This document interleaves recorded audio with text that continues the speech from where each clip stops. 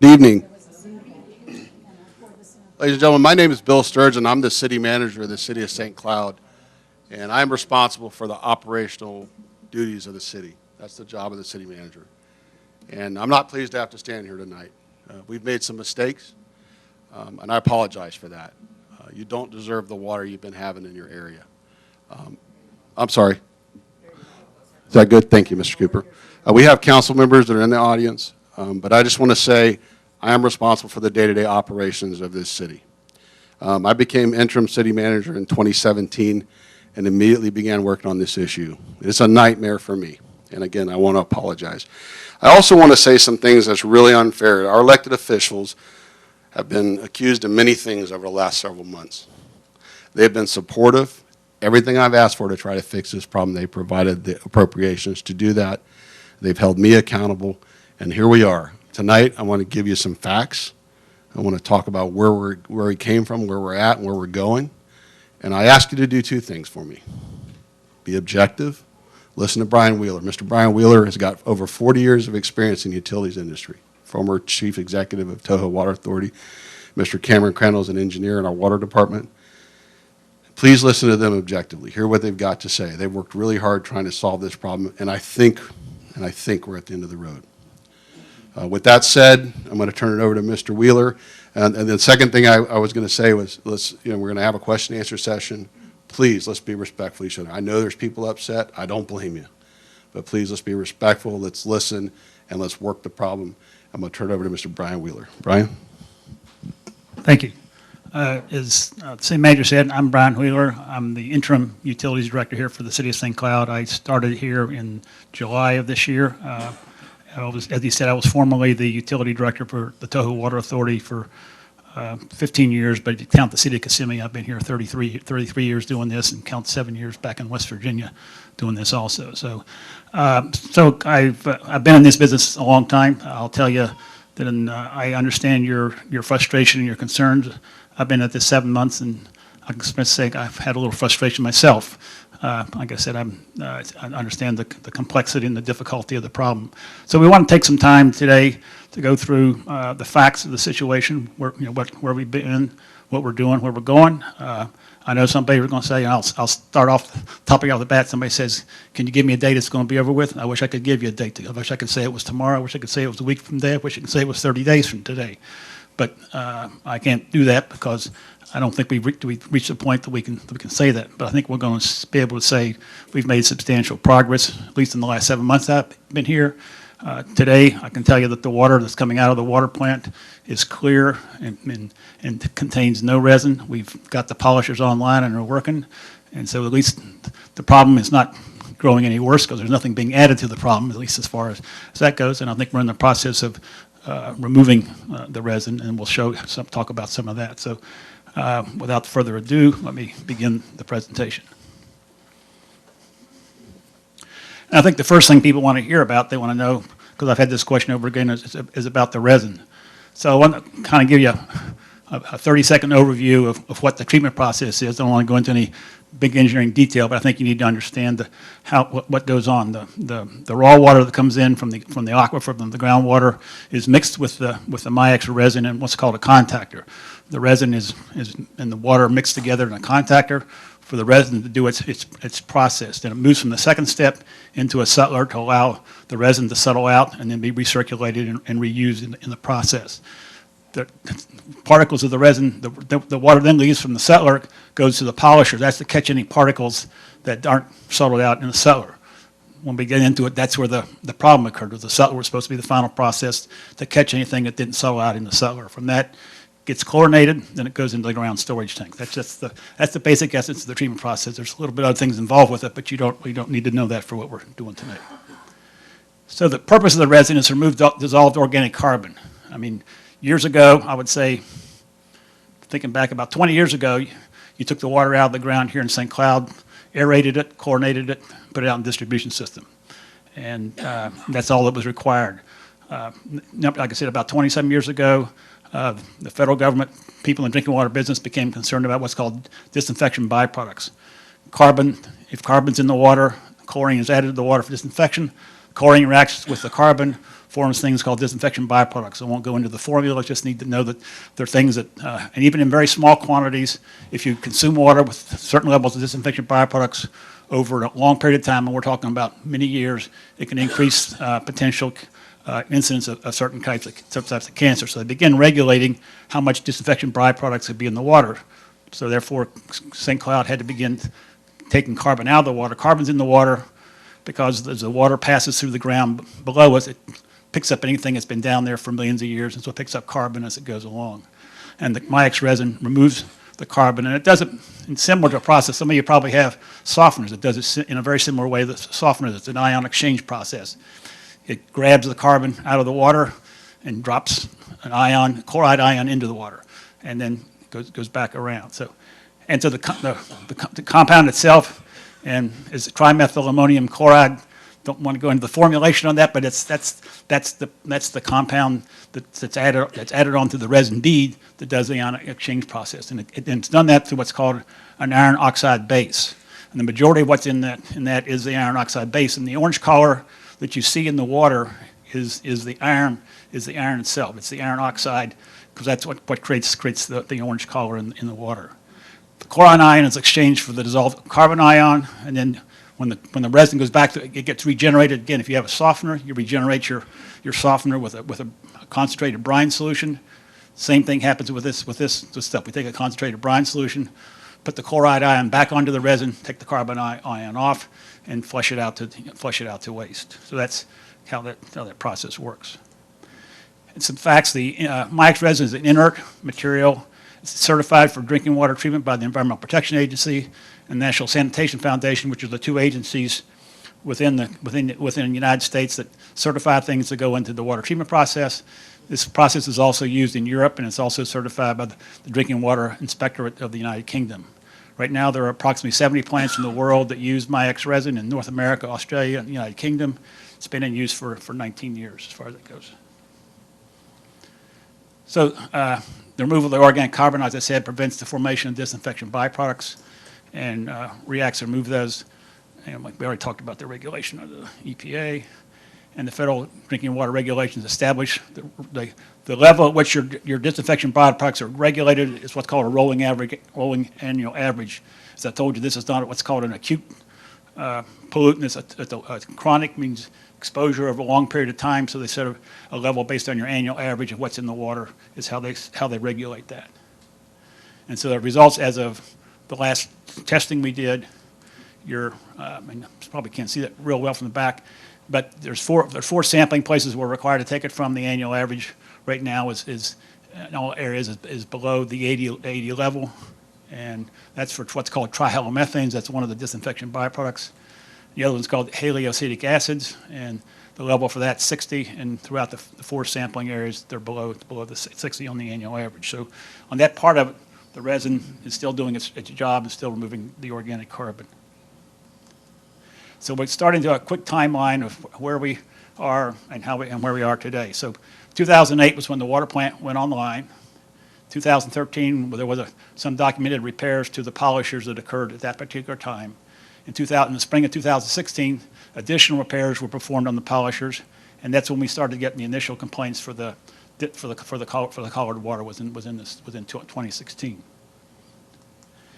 In May of 2017, the polisher repairs failed again and were unable to perform additional repairs. The city at that time began contacting the resin manufacturer with some concerns about the resin, about some concerns that may have changed in the resin production process, and wanted to get with the resin manufacturer to see if there was some issue with the resin was also causing the discoloration. In June and in the summer of 2017, the city contracted with an engineering consultant to analyze the resin. And at that time, July was when Bill Sturgeon started as the city manager. In the fall of that year, the polishers were taken offline due to the structural failure in 2017. In November, again, the water treatment plant was shut down due to clean the MIEX system and try to do a restart on the system at that time. And at that time, the environmental utilities director resigned, and the public works director took over to become in charge of the utility system as well as the public works for the city. In 2018, the city contracted with an engineering consultant to design and replace the polisher. It became evident in the latter part of 2017 that the polishers could not be repaired, and they're going to have to replace them. Contracted with the consultant to design a replacement for the polishers and repair the issues that caused the polishers. To give you a quick story, were made out of aluminum. They were constructed of aluminum. What had been happening in the operation for, again, I don't know the full reason I wasn't here at that time, was that the polishers were experiencing a situation of both pressure and vacuum as the water was going through the polishers. This was causing stresses on the aluminum. People who are in the business know with aluminum, as you flex aluminum, it doesn't have the strength that other steel does. That caused cracks within the polishers. That's where the polishers failed, with cracks within the structural aluminum, and again, that couldn't be repaired. The idea, the replacement polishers were designed to be out of stainless steel, and to, again, try to fix the problem so we didn't end up with the pressure and vacuum situation that occurred during that problem first. So then in February, the city provided the resin manufacturer with the results of its consultant analysis on the resin. Moving forward, in March, the city posted door hangers, began telling the people about the discoloration. The city met with the resin manufacturer, and they started up 4 of the 6 cells in the polishers in the water treatment plant. Again, there's a total of 6 cells, so they were basically operating 2/3 of the polishers at that time, as opposed to the whole polishers. In June, the consultant began working on plant number 1. At that particular time, the city has 2 water plants. They have water plant number 4 and water plant number 1. Water plant number 1 is located over here on Oregon. That plant at the time had been out of service because it had a significant hydrogen sulfide levels in it that was causing problems with the MIEX problem. And at that time, the city had taken it out of service. With the problem happening at plant 4, the consultant wanted to bring plant 1 back online to deal with the hydrogen sulfide, also to give, because it had a higher quality water process than what we had at plant 4. So in September of 2018, the city contracted with Tetra Tech and U.S. Water Corporation to supplement the city's operational staff. And in September and October of that year, the city operations supervisory staff was dismissed, and the U.S. Water assumed operational control and supervisory responsibilities of the plant. The city felt at that time that the supervisory staff had been not doing the proper operation and maintenance, asked U.S. Water to come in and supplement the operation at that time. And at that time, had taken bids, and the notice to proceed was given to a contractor to begin the construction of the replacement of the polisher at that time.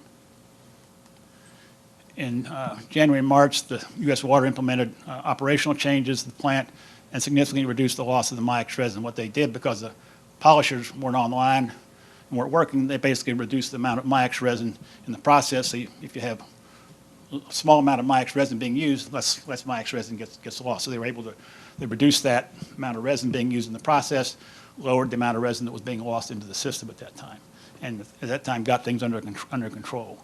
They got plant number 1 started. Plant 1 was doing fine. That allowed us to cut back on the amount of water that was being produced at plant 4, because we were able to produce water at plant 1 at the same time.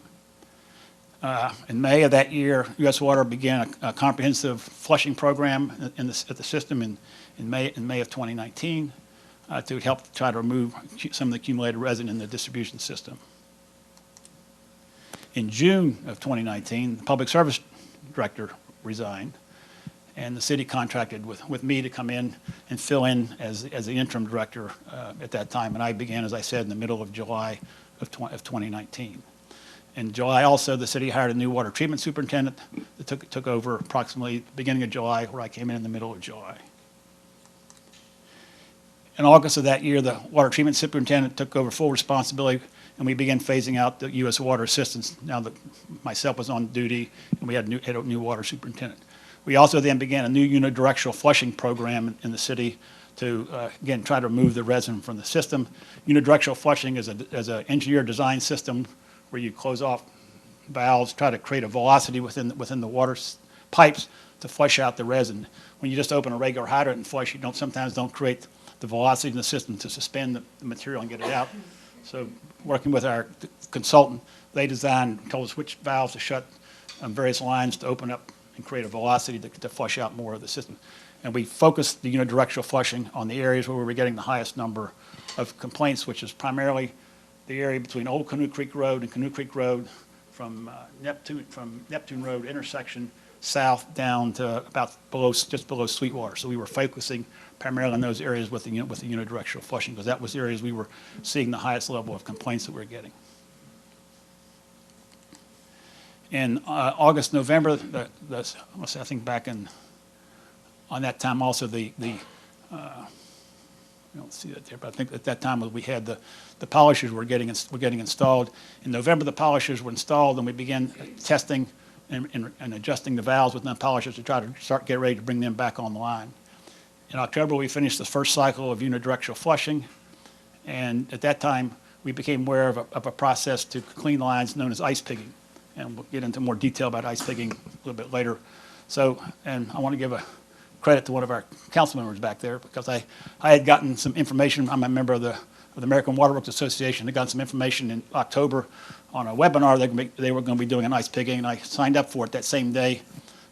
Council member Trace sent me an email saying he'd heard about a thing called ice pigging, and Orange County had done it. So having been in this business and I've worked with people in Orange County for years, I called people in Orange County. They said they had a very bad situation in a part of Orange County with water quality.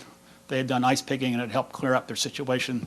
They said, I told them what our situation was. They recommended that we give it a try. So I contacted the company that has ice pigging, which is called Suez North America, which is actually a division of an international utility company that operates worldwide doing utility operations. So in November, we started the second cycle of unidirectional flushing, and we added some additional streets to the instead of just doing the main streets, we added a lot of the side streets in the developments at that time to flushing. And we finished up by the end of the year. In December, we actually started some operational performance testing was performed on the polishers, and we had, with assistance from the equipment manufacturer, we had some problems with the polishers with some of the controls and valves, but we began actually running water through the polisher filters in December, with the operators manually making adjustments to get the polishers to be able to utilize them. They couldn't operate in the full automatic mode, but we again knew the urgency of trying to get the polishers up and running, and so the operators began doing that using some manual adjustments and controls at that time to get the polishers working. And also in December was when the council approved the contract to do the ice pigging. We had negotiated a contract with Suez to come in and do some of the ice pigging. We had selected, again, areas, primarily the same areas we've been doing the unidirectional flushing in, to come in and do the ice pigging, and the council approved that contract in December at the December meeting. So this is the new stainless steel polishers that are installed and operational at the water treatment plant number 4. And so in January, we completed the second cycle of unidirectional flushing, and we began adding the MIEX resin into plant 4 to bring the resin level up for the treatment process. And as some of you may have, we found as we added the resin that we actually saw some of the turbidity levels go up with the addition of new resin. Discovered an operational problem we were going to have to work with is the resin needs to be cleaned and washed before it's added into the treatment process, because it does create some turbidity when you add it without a washing process. We worked with the company who produced the resin to talk about ways that we could improve the cleaning of the resin before it's added into the treatment process, and then we move forward, continue to operate. We met with utility services on the 15th of the month to finalize the pigging process, and we continue to make adjustments to the polishers in the operation. And we changed out the resin at plant number 1 because it had become bound up or dissolved the hydrogen sulfide, and put that plant back in operation. And then we scheduled the initial unidirectional flushing to start on Canoe Creek Lakes and the other developments to begin on. This is January 21st. No, we did. That was our third unidirectional flushing. We came in and did a sampling where we came in and just did Canoe Creek Lakes. We recruited 7 to 8 homeowners in the Canoe Creek Lakes area to collect samples for us after we did the unidirectional flushing over a 7-day period, so we could see. Because talking to some residents, sometimes after we flushed, the water was clear, then it came back 2 or 3 days later. Some people said it came back the same day. So we wanted to see over a 7-day period what happened. So we recruited people on different streets to come in and do the sampling for us.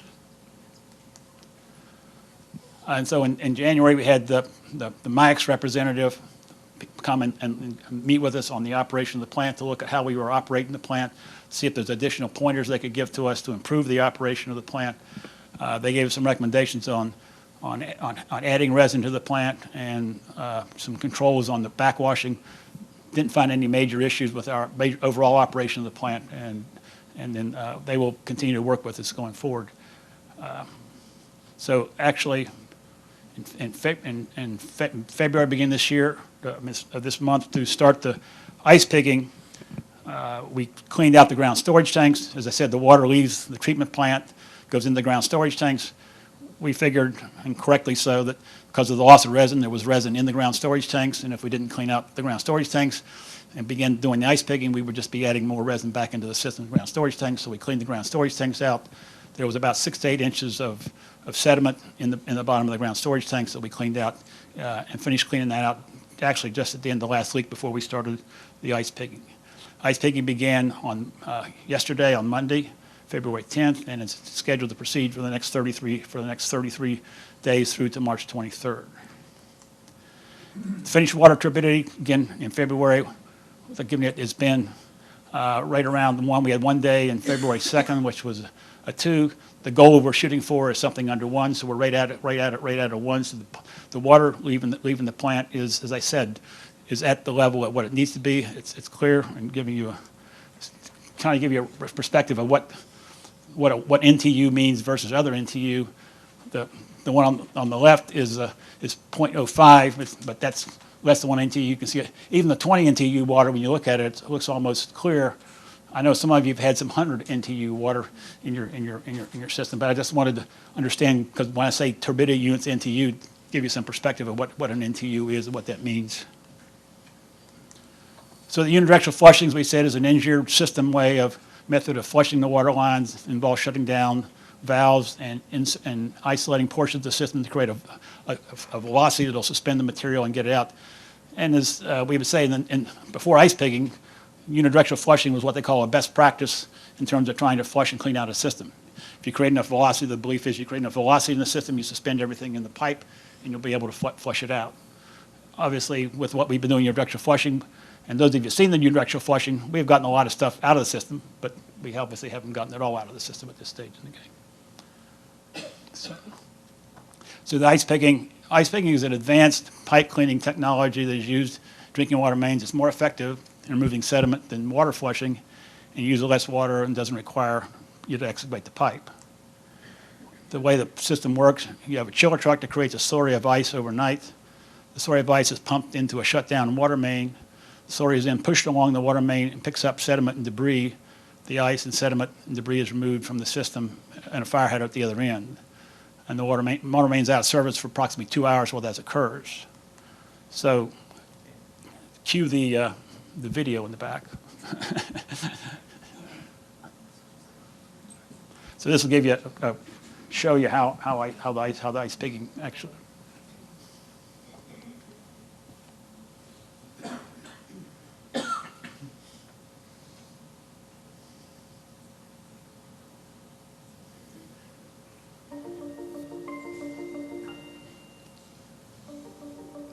On site, we connect the ice delivery unit using standard fittings. The pipe is then isolated from the mains pressure by closing valves and removing any flow. This ensures the ice forms a pig when the ice is injected. An ice pig is essentially a section of pipe that is full of ice. When the ice insertion is complete, we disconnect from the pipe and fully open the upstream valve to provide the pressure to push the ice pig through the pipe, thus bringing about the cleaning process.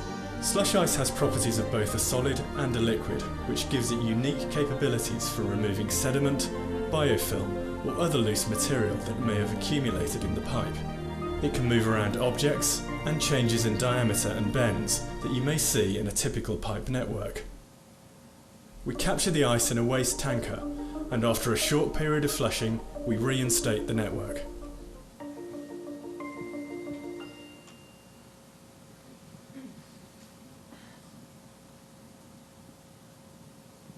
Okay, and this shows the areas in which we are doing the ice pigging. As I said, these neighborhoods, it's the old Canoe Creek Road, Canoe Creek Lakes, Keystone Point, Anthem Park, Pine Lake Estates, Canoe Creek Estates, Sweetwater, Lakes, Veranda Lakes, Magnolia Creek, and Cypress Preserve. And these are, as I said, primarily the areas where we had been doing the unidirectional flushing. We wanted to go back and see if the ice pigging, in fact, cleaned it out and cleared those areas out. The question somebody may ask, well, why wasn't my neighborhood included, or what about other neighborhoods? First off, this is not a cheap process, as you may guess. At the time when we signed up with them, we obviously wanted to see that it's going to work. We didn't want to spend, as they say in the gambling business, we didn't want to go all in on ice pigging and then find out that we spent all that and then ice pigging didn't end up being the solution. So based on the results that we get out of this, obviously if we need other areas to go back to, we'll be working with Suez to come back and do additional areas. The cost of what we're doing here is in the neighborhood of about $500,000 that we've taken out of our contingency fund to do this. Right, you want to mention the proximity to the water plant? Oh, yeah. And just again, why pick those areas? We've been doing it so people meant this is where the water plant is. And so again, why do these areas are actually the closest residential areas to the water plant, and that's again the primary reason why they probably have gotten more of the discolored water and the impact than other areas. That's not to say that other areas of the city have not experienced it. I'm not here to say that other areas haven't. So we're trying to focus on getting one area clean and feel that we've gotten it done before we try to branch out and grab other areas as far as it goes. And this is the schedule, and actually, I think the schedule's online too, is it? Yeah, the website. The website has a schedule. If you can't see it here, so if you're in those areas, you'll see which areas, what time, what parts, what dates we'll be working in those areas. But you can get it off the website also. And Ryan, we're going to break down by street so you know which specific day. Yeah, but for example, when it says Keystone Point, February 19th and 20th, we'll be doing different streets, and we'll be notifying each person on their street when we'll be doing the ice pigging. You'll get a door hanger that'll come in and tell you that on this particular day we're going to be ice pigging, and then ask you not to use your water between 10 a.m. and 2 p.m. because we don't want you to draw ice up into your up into the area. So you'll get a door hanger that'll tell you tomorrow is the day we're going to be doing your street. Please don't use your water between 10 a.m. and 2 p.m. type of thing. So they'll let you know that. So this is a picture of the rig that actually develops the ice and pumps the ice into the line. And those of you can see what they do is they're doing the ice pigging. They take a sample every so many seconds or minutes as they're doing the ice pigging to ensure they clean it out. And this is the beginning. You get the clear water, and then as you go down, they do it until you come to the end. And this is the last bit when it comes out. And what you see in here, this is some of the ice that's come out, but this is you can see the material that they clean out as they clean out the line. And this is where we cue up video number 2. And this is from the first ice pigging we did yesterday on Old Canoe Creek Road. This is what's being flushed out of the pipe as a result of the ice pigging.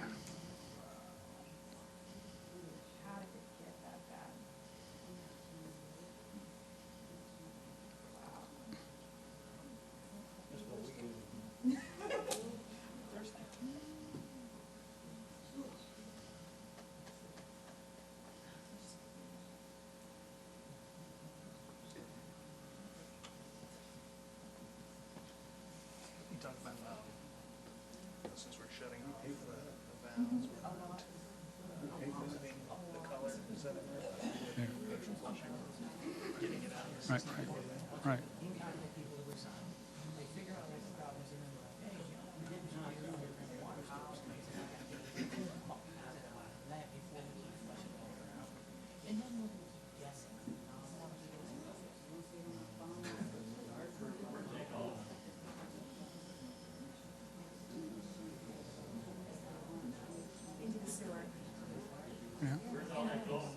So go ahead, that's sewer. That's a sewer. It's a manhole. What is the effects of in the groundwater?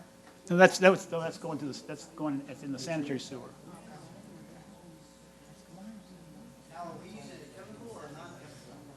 No, what this is this is the ice is pushing the water out before if we want to, we can let me go back and after you finish, Jay, can you go back to the first video?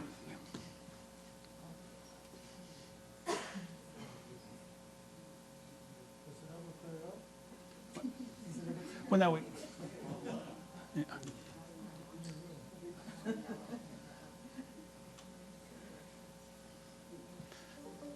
Okay, is it, On-site, and I'll try to talk over this, delivery guys. using So standard what, he basically, the valve on the left, they shut off so no water is actually entering upstream. valves and remove And they, as you'll see, as they enter the ice pig here, forms a pig when the ice is injected. and it goes, and it starts downstream, they're just, this is just ice that's been just like regular ice, regular water with ice. There's nothing in the ice. They added salt to the ice to keep the freezing point down, but this is just regular ice. Bringing about the cleaning. And at the lower end, they've shut off the valve below that, so the water can't go anywhere else. It has to forces it out through the fire hydrant at the other end. So everything that's in that line between where the ice pig went in, where the fire hydrant is, gets pushed out of the line. That's what you saw in the second video was coming out. That's what's being forced and pushed out of the line. We capture the ice in a waste tanker, and after a short period of flushing, we reinstate the network. So, okay, thanks, Jay.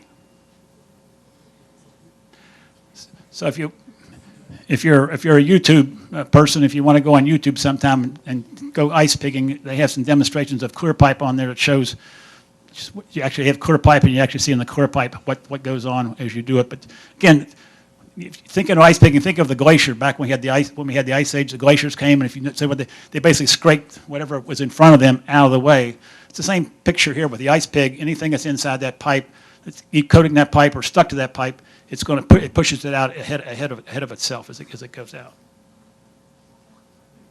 And so again, as I said, this is the last one that we end is clear water. So once the water that's pushing that, once you've pushed everything out, now clear water falls in behind the ice pig and comes out of the pipe. So that's the end of the presentation. We're open to questions. So you're going to take the. Walking around. Is there another one? There's another mic back there. Well, you tell Cameron's get the mic there. He'll bring it around.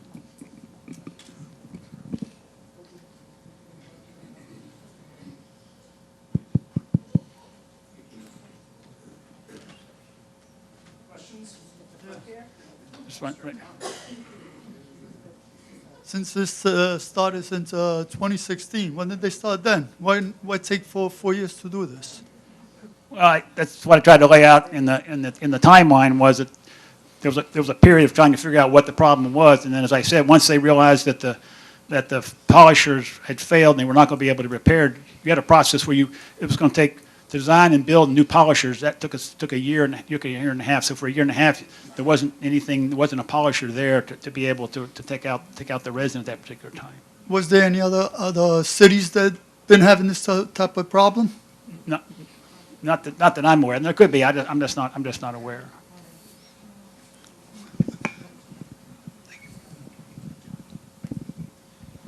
So in 2016, we figured out we had a problem. We used an aluminum polisher. It broke. You're saying it took a year and a half to get a new one. You guys didn't contract out for another 2 years to get a new polisher from your timeline. Then on top of that, everyone involved with this, it seemed like, either resigned or got fired during this time period. We were told everything in the world other than it was a design problem. When we called up to the water department, it was, you're the only one having the problem, until we all got together and started complaining. And then all at once it was, oh, well, we have this polisher problem, and we're going to fix it. Now you have a new polisher that doesn't work altogether. From what you were saying, you're having to manually adjust things and this, that, and the other. It took all that time for someone to figure out to clean out the ground storage tanks after you were flushing the lines, so there's still 6 to 8 inches of muck in the bottom of that. Then we get a letter published in the paper from the city manager telling us, oh, basically we're whiners and working off of misinformation and should just calm down. And we've been dealing with this for a minimum of 4 years. And now we don't even know if the ice pinging will work. We're guessing it will work or hoping it will work. We used another, I mean, this whole thing, I don't understand this. I mean, we're talking about a lot of money that has been spent here. A lot of people have been dealing with this forever and a day. If I don't pay my water bill, you shut it off. There's no talking about it, anything else. So I'm pulling mud out of my faucet, and I'm being told I'm nuts, should calm down, and that you guys are on it. I don't understand that. Yeah. Yeah. Let's just wait. Let's take one person at a time. It doesn't make sense. And again, if the city was on it, which I'm sure they were on it, how did we have all these people resign or get fired? Because they couldn't do their job. And why would it take so long to contract out for a new polisher? And here's a question. Why did we use an aluminum polisher, and we're only one of 70 plants across the freaking globe that uses this system? Why would we use one knowing aluminum sure as heck isn't as strong as stainless steel, and it's caused us problems since day one? We were told that plant was replacing the other plant because it didn't meet water requirements, and this was going to be great. Ooh, it's wonderful. Well, it's not. It's not. And what I've yet to hear is why.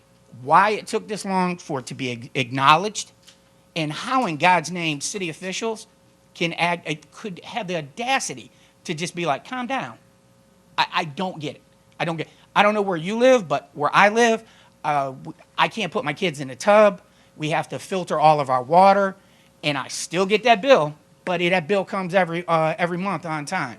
So what are you going to do to make us whole again? And is this ice pinging thing actually going to work, or are we just guessing again? Well, the ice picking will work in the sense that it's going to clean the line. Sure. I am sure of that. And I think what we've seen in the first couple of days is yes. What we aren't sure of, and I'm not here to be telling people stories, is there's still resin.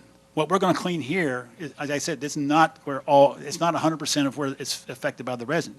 Is will we be able to keep the resin out of the areas we have cleaned? Will the resin come back into the areas, or will we be able to keep it out of the areas that we clean? That's another reason why we started at the areas closest to the water plant, and the assumption that the water is moving from the water plant out. And so if we clean the places closest to the water plant, and that's why we started on Canoe Creek Road, because that's the line that feeds up and down and into those developments, was to clean that line first and then move into the developments. And again, that's a logical sequence. Am I here to tell you that I can guarantee it? No, because I don't. Because water also tends to flow in pipes based upon where the pressure and demand comes from. So again, that's part of what we want to see. As I said, if this works and we see substantial improvement, then we will move to another phase. Again, as I said, because of the expense, we weren't going to come and just jump in and do just what you said. Can I guarantee it's going to work? If I went out and spent $2 million and did it and it didn't work, you'd be sitting here saying, well, why did you spend $2 million on something you didn't know whether it was going to work or not? So I think we're doing a logical step here, and again, I understand your frustration. As I said, you've been dealing with 4 years. I've been dealing with 7 months. In my career, this is one of the more frustrating things that I've had to deal with. So I understand that. I'm not here to sugarcoat anything to you, but ice picking, is this going to clean the line? Is it going to make it permanently clean? I can't tell you that today. I don't know that today. What's the contingency if it doesn't? I don't have a contingency right now in that sense. And we're 4 years in, and we don't have a contingency if this doesn't work. Can you see how that doesn't seem reasonable at this point? No, I understand that, but it means you got to go back to the drawing board. We know what I said. The first problem was that the plant was discharging resin into the system. The plant's not doing that anymore. So there's nothing being added to the problem right now. There's no additional resin going into the system.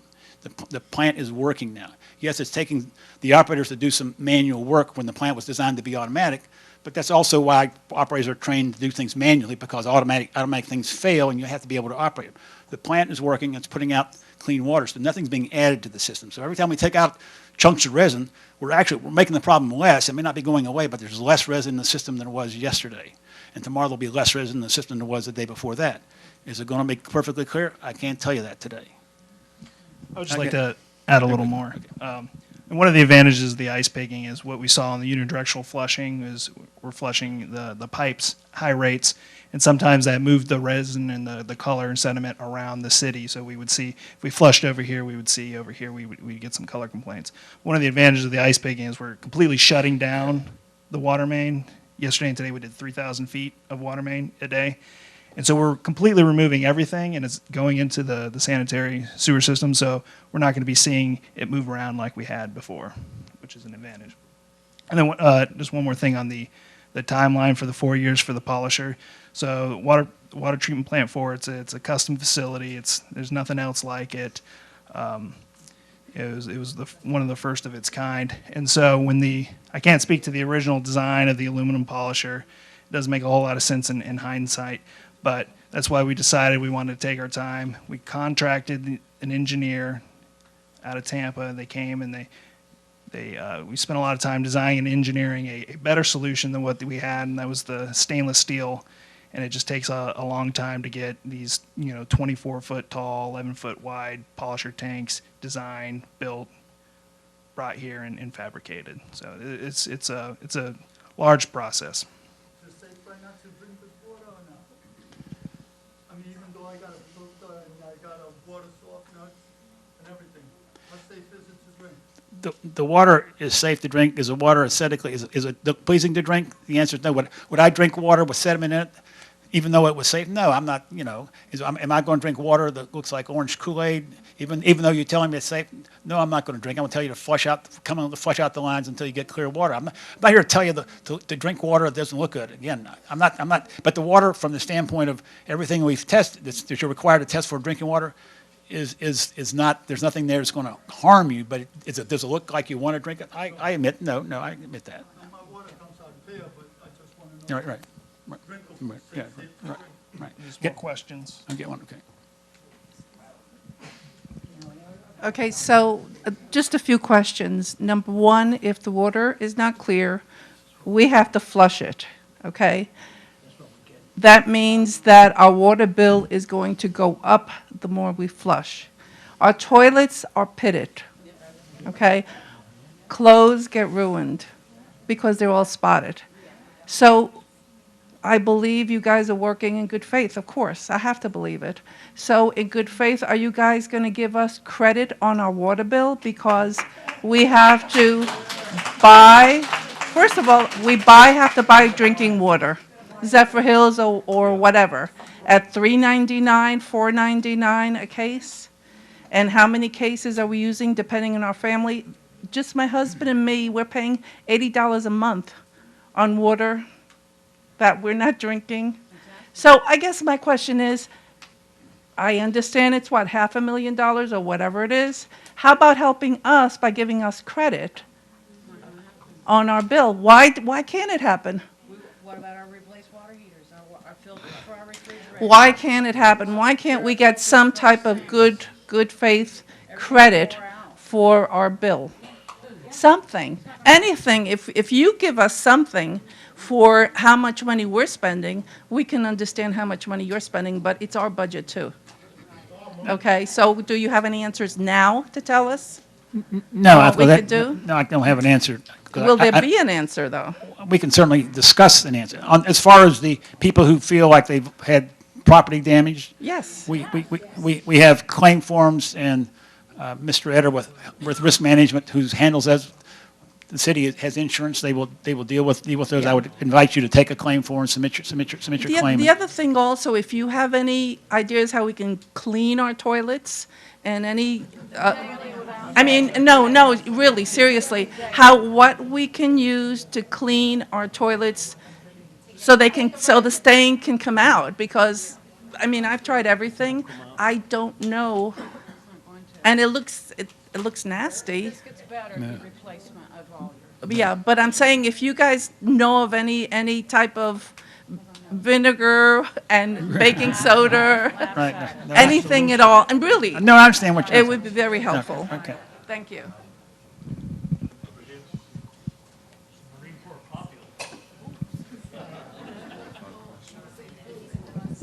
Good evening. Not- Can I ask well, if there's no, anybody from the city that is actually affected by this problem? Do you live in this problem? No, I don't live in. Do you, sir? So none of you are affected by it on a daily basis. Okay, I just wanted to know that. The other question I have for you, 3.5, 4 years ago when this issue first raised its ugly head, what was the cost of this aluminum polisher? Well, no, it was part of the original construction of the water plant itself, so I wouldn't know that. The plant itself cost several $1 million. What was the polisher piece of it? I don't know. The polisher, the stainless steel polisher that we replaced, I think it was like $1.2, $1.3, $1.5 million for the stainless steel polisher. Okay. My thoughts are this, that the city has powers within its means And us as consumers and also as your customers, you're providing a service and a product, that product being to provide us with water. If it was a food store, perhaps a car mechanic store, it wouldn't take long if that car mechanic couldn't filter his oil, or if the food store couldn't filter their air ducts, for your city manager to come and close that business down. Any excuses as to they don't have the funds to repair their air fans or to dispose of their oil, the city of St. Cloud wouldn't listen. You would close that business down. You would say, you're putting the consumer at harm, we're closing your business license down. Now, this is all about monopoly. There's nowhere else we can turn for our water. You have that monopoly. There's nowhere else we can go. But you did. You could have gone somewhere else for your water. Perhaps you'd have had to have got it from another city, had pipelines bought in. I don't know how you would have done it. But simply, responsibility was on you. We are your consumers. You provided us with a service. You have failed to provide us with fresh water, yet you've still charged us the same rate. You've given us nasty steaks, but you've expected us to still pay the full premium for that food or whatever service it is, which you're in the business of supplying water. I'm not saying it's your fault, but at the moment that you saw a crisis with your machines going down, you should have had a grown-up responsibility to have a contingency plan. 4 years later, you've come up with something that we hope works. You mentioned that Orange County had a similar problem, and they'd used this ice pigging, and it seemed as though it may have worked. For each of us here, we've all had to change our toilet systems because it looks like we have well water. The the resin, whatever it is filling up our toilets. It's ruining our ice makers in our refrigerators. I've changed at least one hot water heating machine that's full of residue. We have to clean our teeth in boiling hot water because the cold water runs orange or brown, and the hot water, we have to be quick because the hot water obviously siphons from the top, and the residue at this point hasn't reached the top of our hot water tanks. That's what we deal with. When our grandchildren come over, we can't bathe them anymore. It's so disgusting, the brown water, we can write the words yuck in the bathtub. That's the product that you've been providing us. I've lived in this home since 1999. Your product has failed. The discount has been zero. How you can charge us the same rate? And not only are you giving us an inferior product, you're also causing us costs. But let's move on. Let's move on from here. My wife is also now suffering from third-degree kidney problems. She doesn't drink alcohol, doesn't smoke or do drugs. Where is that coming from? So somebody, and I know we can't talk about attorneys because then this whole thing shuts down and you have to hand it over to your attorneys. So we're all being very polite and courteous, and it's very kind of you to talk to us. But the fact is, what is the status from the CBC on human consumption of this resin? What is the answer to that? What is the long term? You had answers for us as to carbons in the water and on the underground water if we consume it, the chances of cancer. The people that sit in here, what is the long-term exposure to your resin, sir? Do you know the answer to that? No, because I'm not in that business, but I'm talking to the people who produce the resin. That, as I said, but the material they gave, it's an inert material. They say it basically passes through, if it's consumed, it passes through the body. If you read the process in terms of the treatment process itself was designed, they know that very small, if the process is working right, even small minute quantities of the resin get lost into the system. So it was evaluated on the basis of allowing it to be used as a product in the. There is settlement and residue, as you can see. I collected this in December of 2019.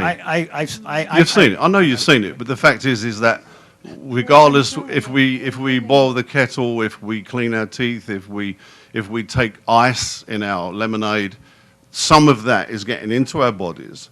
And where is it being collected? In our kidneys, in our livers? How is it being collected? More important is at some point in the future, who knows, 20 years from now, There could be a human factor that you guys are not even calculating, and yet you didn't have a contingency plan in 2017 when these machines started to go wrong. You decided to turn them off, let the sludge build up, and just... That's a good way of putting it, but I mean, you guys didn't have a contingency plan. This is irresponsible. And all those people that have disappeared or been fired or decided to resign.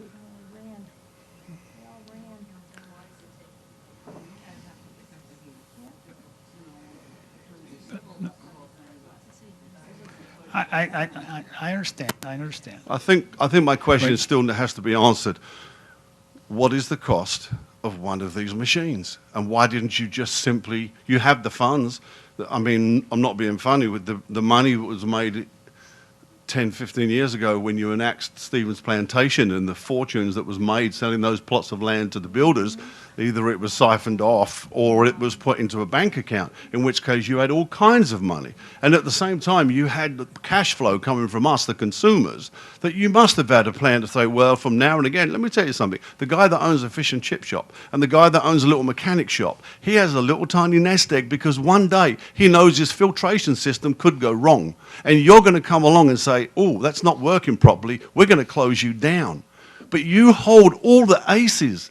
You knew it was going down, but you didn't police yourself. You didn't say, we need to stop supplying these consumers, or at least we need to recognize that they're not getting the same water they were getting in 2015 and do something about it to these good people. You didn't. You fouled on so many levels. There's the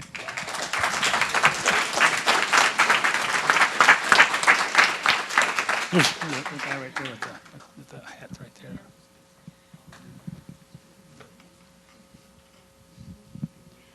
My question is, how old are these pipes? Are they going to be able to withstand the pressure of this without collapsing? There's not pressure involved with pushing the Well, ice back. I live in Pine Lake Estates, and we've got that one pipe there that collapsed. I don't want that happening to any of ours. Well, that's a whole different, that's a stormwater pipe, and it's a whole different Okay, situation. I don't know when the pipes were put in, so I just want to be sure. No, it's not, the ice picking is not a pressurized situation, it doesn't put pressure on the pipes. I think we'll have time to reach everyone's questions, so we'll get to eventually. So if we want to filter out the resins and the contaminants at our homes, will a standard refrigerator carbon filter do that, or would we need some type of a whole house larger filtration system, reverse osmosis? What would take out the contaminants and what would not? Well, you don't need reverse osmosis. Reverse osmosis is for dissolved things that are dissolved in the water. The resin is not dissolved, as you said. It's a particulate. So, yeah, perhaps a carbon filter, the type that you put on a faucet carbon filter or something of that nature. We can look into that, but because typically you're dealing with it as people have shown you, it's a particulate. It's a colloidal, but reverse osmosis is not the type of. So a carbon filter can take out these resins, that's where I would, because I know if particles are too small, you have to have a. Yeah, that's the issue. Is what's the size of the particle? And I don't know the size of the particle, but I'm saying it is a particulate. It's not a dissolved matter. It's a particulate matter, and obviously it's a very fine particulate matter because it stays suspended in the water for a long period of time. So, can you say definitively whether a standard carbon filter in a refrigerator would do that, or would we need like a three-stage filtration system? If you want me to get the answer, I can definitely look into that and get you an answer to that question. I mean, I don't know specifically, but I can look into that and get you an answer for that question. Yeah, I mean that seems like a basic thing. If you guys can't, if you aren't sure that the water is clean, you aren't sure when it's going to be clean, and if we need to know at least how we can protect ourselves if there's possible health implications, so what type of filtration would we need to accomplish that? Right. Yeah, we can look at that. Let you know. Last year, you said you were going to start the reverse flushing, and we were all, a lot of us were here for that meeting. You had just completed the first round, you were starting the second round. I live in Canoe Creek Lakes. We've gone 3 rounds, and yes, it's a little bit better, but it's towards the end of that line that's still kind of nasty. So how many times are we going to have to go through ice pigging before our water is? And I know it's not a permanent fix because, as you said, I listened to you that it could come back, based on other areas being flushed through. How many times are you preparing to ice pig neighborhoods, and after you do this first zone and you go to the second zone and now neighborhood 1 has it again, do you plan on coming back to us again? And is that going to be every time you do a new neighborhood? Because that seems to me that's very not cost effective. No, I agree, and as I said, we want to do this with, the ice picking will clean the line at that particular time on your street. What we don't know, as we said, is, as I showed you, our logic in starting was to start closest to the water plant and work our way out, is if, well, we're pushing it away. No, the idea would be to keep on going out. But the issue, our desire and hope is that it will stay clear. If it doesn't stay clear, then right, just like the man said here, we have to find out why did it come back and what are we going to do to keep it out. The one thing, as you said, we've continued to, we're still getting residue out, but like I said, I don't know at that particular time, perhaps because we will come back and flush, because that flushing may at time work because you've cleaned the line and less of it in there, but we will continue to focus on that. The second part of my question was, you said that in 2016 we opened up Plant 4, water treatment plant 4. No. The filters failed, or what are those? Polishers. Polishers. So they were not very old, so I'm sure they had some type of warranty. So I'm sure that you guys are going to, after some of this cost of the new polishers, based on the failure of the old. We don't have that same option. So we're relying on you guys. But in the interim, our water rates keep going up. The gentleman over there was saying we're paying the same. No, we're paying more. My water bill is higher than it was 4 years ago. And our water quality is terrible. So why are we getting higher rates for worse product? I don't think there should be any raises in rates while this is going on. We're paying more for dirty water. Well, the city hasn't raised its rates in 4 years, so you have the water rates haven't gone up in 4 years. As you said, 4 years ago, you're higher than it was 4 years ago, but 4 years, the city hasn't raised the water rates in 4 years. No, they may not have raised our rates, but you specifically told us last time to run our water for 2 to 4 minutes till it comes out clear. Well, for 2 to 4 minutes, every time you shower, you do laundry, you do anything, that's where our increases are coming from. Okay, yeah. Exactly.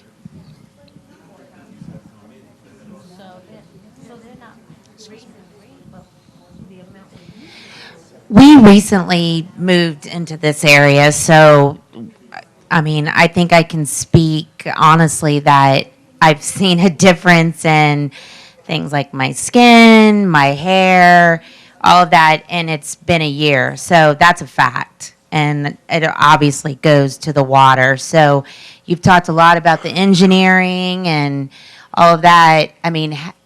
What is the medical side of it? Do you have somebody that's involved in the process that is testing the water and seeing that, it is safe? That's my first question. And I'm assuming you're the one to be answering all of this, because the city manager or any of the elected officials, they could get involved in this as well. But the second question is if you're not on that list for the first neighborhoods that are going to be getting flushed out, should you be expecting your water to be worse? Because you've been talking about doing this testing over the last week or 6 weeks. Just today, we had our water was terrible. We live in Traditions. We're renting, looking to buy in there. I don't think we will. But, and the water came out orange. I have it on video. I sent it to Bianca over there, and I have pictures, and I brought the water in. I have a grandson. I don't want to bathe him. His bottles are orange. We buy bottled water, so that's what worries me. I agree. A lot of people seem to have left their jobs, whether it's voluntary or I don't know what, but it seems like there's an issue going on, and it's been going on for a while, and I don't really see what the plan is to fix it. You guys keep talking about it, but I mean, what's plan B? What's the next step? And the biggest issue to me is the medical side of it, because there is an issue. We've lived there at Traditions for a year now, and we've had a major change in our skin. We don't drink the water. We buy bottled water. So thank the good Lord we don't have any medical issues right now because we're not drinking it, but we bathe in it. So we've had a major difference in our skin. So what are we doing about that? Is that you to answer, or is it the manager, or who? Well, I'm the utility director, so I'm the one in charge, and I'm the one that stops there. As I said, we test for everything that's required under the Federal Safe Drinking Water Act. The state requires us, and all those tests, we test the water meets all those criteria and requirements. So, and we. Obviously on TV, I'm assuming he's videoing this, so you're saying it's tested, health, we're not going to have to call Aaron Brockovich or whatever here, right? No. Yeah. It was Flint, this is apples and oranges, Flint, Michigan. I understand, but yeah, no, I know I'm very familiar with the situation in Flint, Michigan, and it's a whole different circumstance. No, I understand. I understand that. Yeah. The plan is to get the resin out of the system. That's the plan. That's the plan. So in the neighborhoods that are not on that list, should we expect for the water to be worse because the way the flushing is it going to affect the neighborhoods that are not on that list? No, the ice pigging is not going to affect the neighborhoods that are not on the list, because actually you're getting more resin out of the systems. So we and actually I got an email from a lady in Traditions today. I actually communicated with some people in Traditions back at the middle of the month, and we went out and did a major flushing in Traditions. Well, and unfortunately, I told the lady, the two people I talked to, I asked them to contact me if the caller came back. The first contact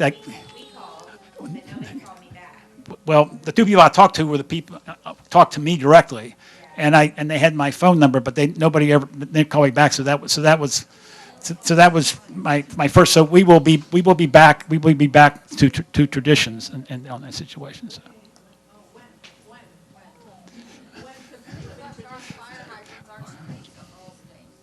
Okay. Well, that's a good thing in the sense the resin can.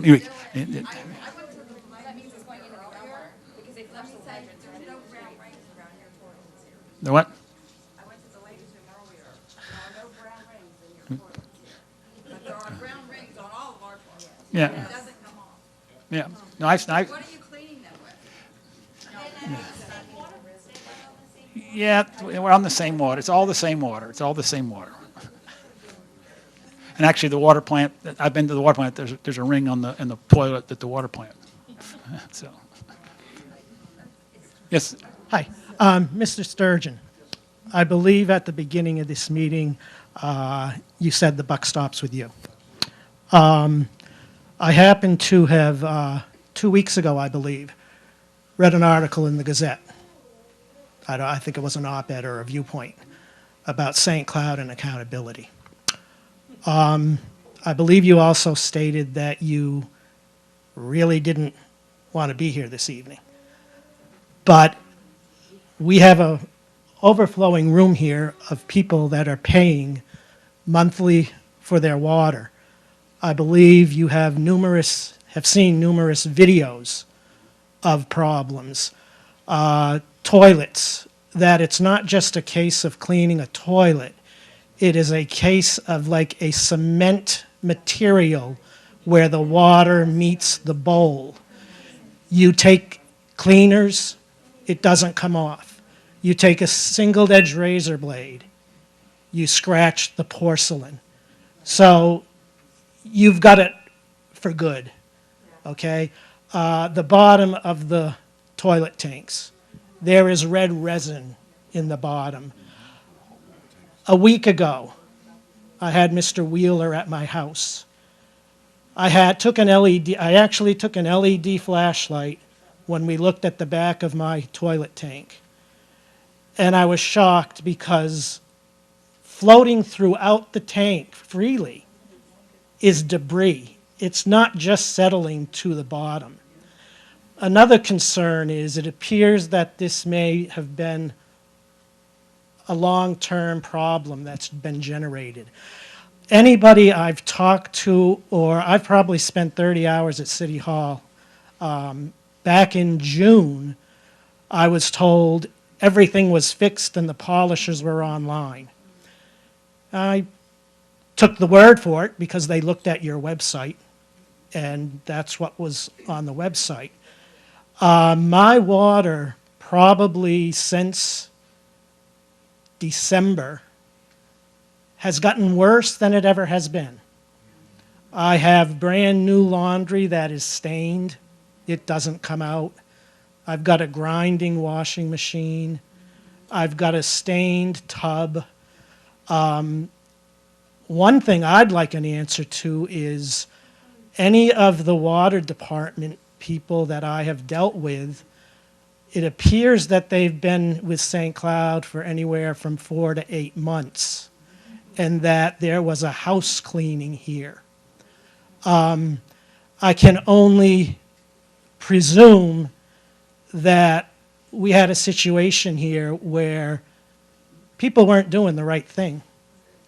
And I don't think, I came here a week ago to pay my water bill. The first 2 charges on my water bill, the water tier, and then $14 out of a $69 bill. I told the person at the desk I was going to reduce my water bill by the clean water charge, not the sewer, not the emergency number, not garbage. I was going to reduce my bill to $53. You better not do that. You're going to get a late charge, and they're just going to roll it over and roll it over. What avenue, as citizens of St. Cloud, do we have if we are going to just be threatened and be told status quo? And I don't see where there's any accountability being taken here at all. So, I'll let him answer. Well, thank you, sir. First off, yes, I am accountable. I am responsible. I became the interim city manager in 2017, and I was handed this mess. And I showed you the timeline. We have been addressing this and addressing this. Started way before I got here. I've done operational reviews. I've had consultants here. I've got rid of staff that were not doing their job. Okay?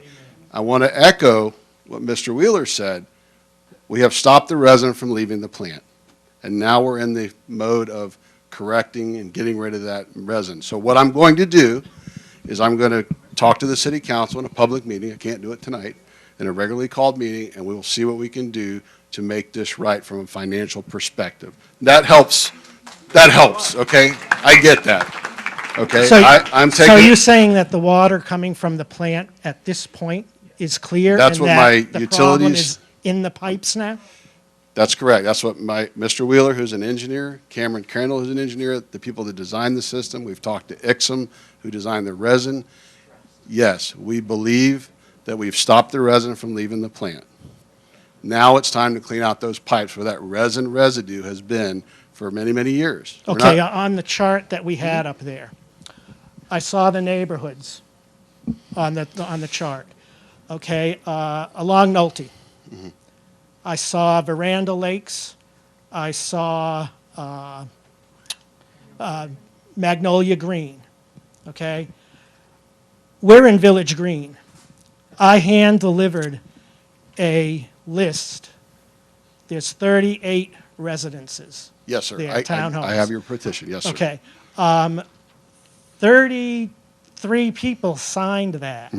Now, it appears that you jumped right over Village Green and went down to Magnolia Green and Veranda Lakes, and my nephew lives in Cypress Preserve, who, when I saw him on Friday, looked at me and said, what do you mean you're having a water problem? But yet, he's going to be, I believe, ice-picked, and we're not there, even with our 32 out of 35 signatures.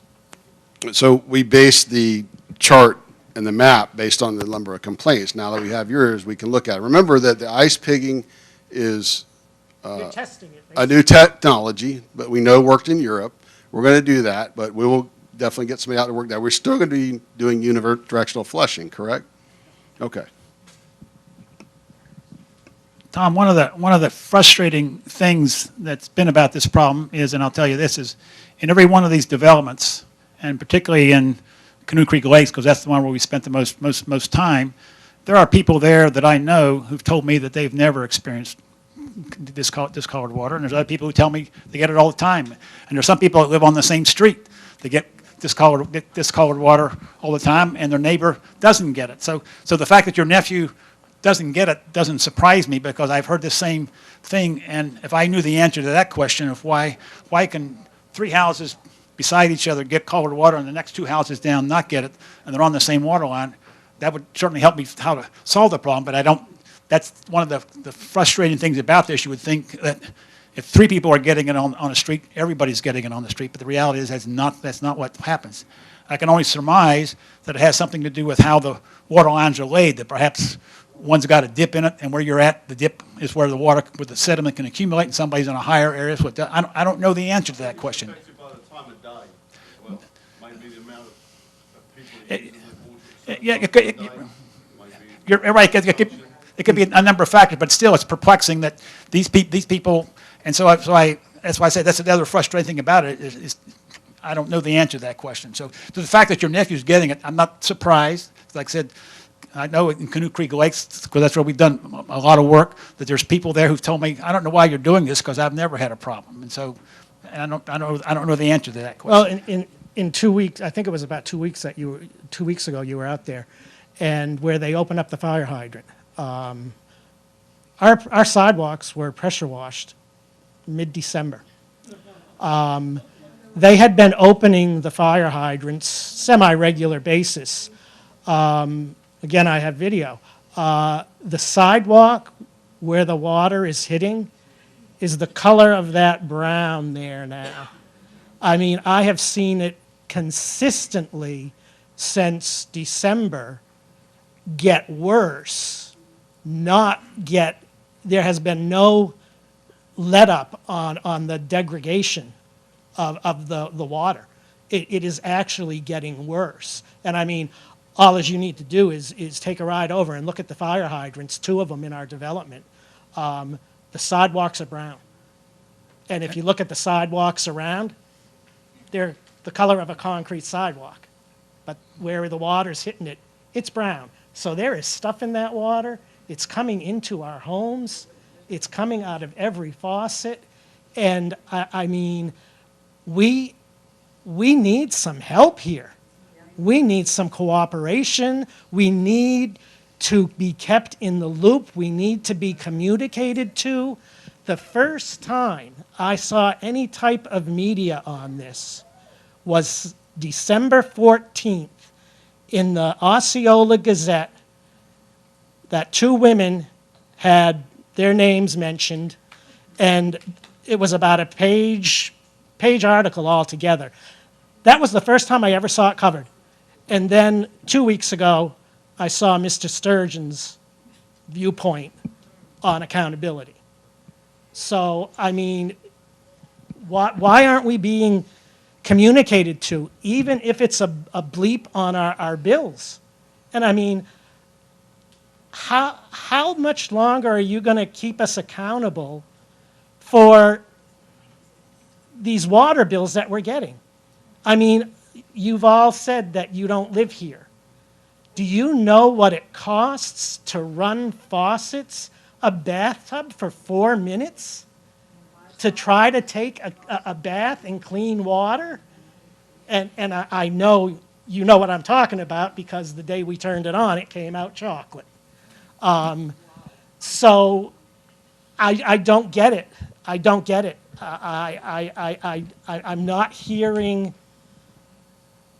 I'm not hearing help from our local officials at this point. Quite the contrary, we just told you, we fixed the polisher.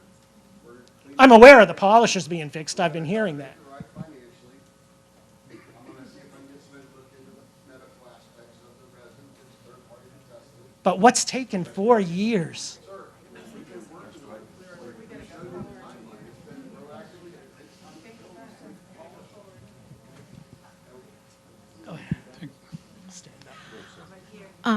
My question is for the city manager, and I don't know if the mayor is here or not, since you guys are in control.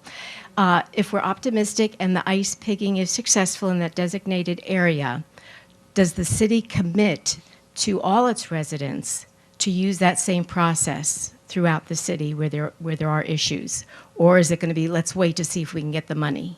I mean, this is an urgent issue. And I want to know if you commit to that, Mr. Mayor. Committed to cleaning up the problem no matter what it costs. Thank you. Thank you. Got that on record? Thank you.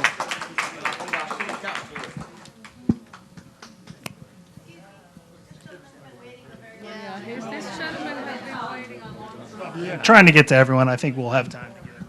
Yeah, and I apologize, but I listened to all of you, and I appreciate all of you for having been here many times. This is the first time I've been here, because see, you live in the present. I live in your future. This is what happened to us. Let's say that those pigging things don't actually, they do exactly what their job is. But let's say instead of the pigging things, that you have a whole bunch of new developments, and as we all know how Osceola County loves developments. Never passed a development they didn't like. Got to put up another one, another one, another one. Okay, let's say they tap onto those old water pipes full of whatever's in there, and they put their new pipes into those. You know what happens? You get India ink coming out of your sink. And my wife has a video in here that can show you. We got pure India ink on Thursday. It came through, it destroyed our washer, it destroyed our water tank, it destroyed our water machines, it destroyed everything. And I urge all of you to see what your future is going to be like, because we put up developments, they tap into these old pipes, and those new pipes bring the water in, and all that beautiful pigging is resonated around into all of you so that you can have ink for your bathtubs, you can have ink for your showers, and you can have ink to drink. Now, there should be an impact fee on all of these developments to take the water and clean up what we had before. And there should be a concerted effort to find out what we are actually costing this community every time we allow this ridiculous growth to continue without being stopped. And all of us need to be brought into the loop and put first, as opposed to those people who are making the money off all these developments.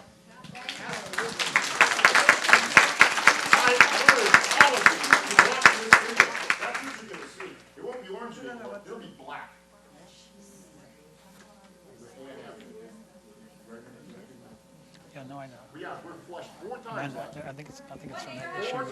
He said he lives next. That's from We're in Emerald Lake and Ann Avenue, next to Neptune Middle School, which they had to close down, the water in there for a while because of something that happened with a pipe that somebody illegally broke into something with.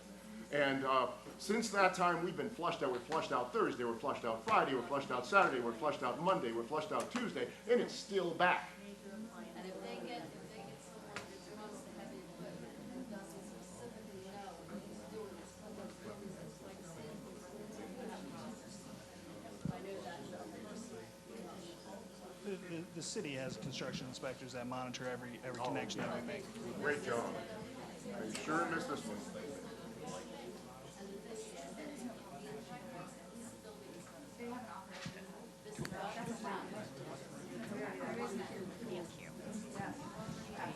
Hello? Well, that's weird. Okay, I have 5 questions, and I'm going to start with the easy one. So, this is going to be a daily process. They're not going to, like, work for a day and then take a week off and then come back another day. And, I mean, this is going to go on daily, right? This trying to clear these lines, this pigging thing. Is that correct? It's been going on daily since I've been here, and the ice pigging contractor is scheduled through, as I said, through March 23rd. He works 5. He doesn't work 6 days a week, but he works 5 days a week. Okay. Yeah. Thank you. I don't want a 20-minute answer. I just want answers. So the lady over here asked about the pressure on the lines, and I'm concerned about the temperature on these lines because we know that heat and makes things expand and cold makes them contract. So if you start pumping ice through these pipes, what about the contraction factor? Well, there isn't going to be that much contraction because the PVC pipe or the iron pipe isn't going to contract that much. The ice also it's not solid ice. It's like a thick slushy. Right, but they've salted it, so that would lower the temperature of it. So my concern is the temperature change. Is that not going to? Are we not? It doesn't create a problem. Orange County didn't see any problem. They've done this throughout. I don't really care about Orange County at this point. Well, but I'm telling you, nobody's experienced a problem with the ice pigging. Okay, thank you. So my next question is, this is kind of a 3-part question. First of all, I do want to say that I am surprised and disappointed that you don't really have any clear-cut answers for any of us tonight. And I would like to know why nobody in the city, because let me back up. So I have these airbags in my car, right? And the manufacturer guaranteed that they were fine and good and wonderful until they were all recalled. So the manufacturer of this resin is telling you and all of us that we can drink this stuff and we can bathe in it and we can, feed it to our pets. But has anybody in this city anywhere read the material safety data sheet on this stuff? That's my question. Yes.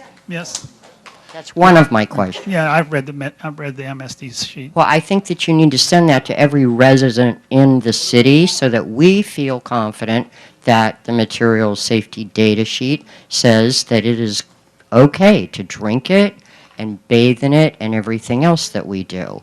Because I'm not convinced of that. I'm just not. You didn't say that you read it until I asked you. You said the company that manufactured it said it was safe to drink. No, I said that they've said also that it's certified by EPA, it's certified by the National Sanitation Foundation, which are the regulatory bodies that approve stuff, chemicals and things to be used in water treatment. Water treatment, but they don't have anything to do with what, they may approve this stuff for water treatment, but who approves it for ingestion? Right. I understand your question, but that's a totally different story. The EPA has nothing to do with what you can, ingest or bathe in or brush your teeth with or feed to your pets or your children. That's a whole different ballgame. This isn't something you test for. You don't test your water for this resin, do you? No. Test the water. Well, that's what I'm talking about. So, how do we know that this stuff is safe to be using? It's in our water. I have to go on the basis, again, of the EPA and the National Sanitation Foundation certifications. Okay. So I actually sent an email to the people that manufacture this MIEX resin. I just wanted you to know that I never heard back from them. So the other question that I have, lots of concern here about toilets and stuff, but I'm just surprised and disappointed that the only thing you can tell us is file a claim. We're talking about washing machines, toilets, hot water heaters, the dishwasher, because there is residual water in there, and our household plumbing. I mean, what are we supposed to do when everything starts falling apart? That's why the city has insurance and for risk management. That's what that is there for. So how do we prove that this was caused by this stuff? Are they going to take my washing machine apart? Because I have a grinding washing machine, and I know it's getting ready to die. So how am I supposed to prove it to the city that this is the stuff that killed my washer? I don't know that answer to that question. I'm not an insurance adjuster. I can't answer that question for you. Thank you.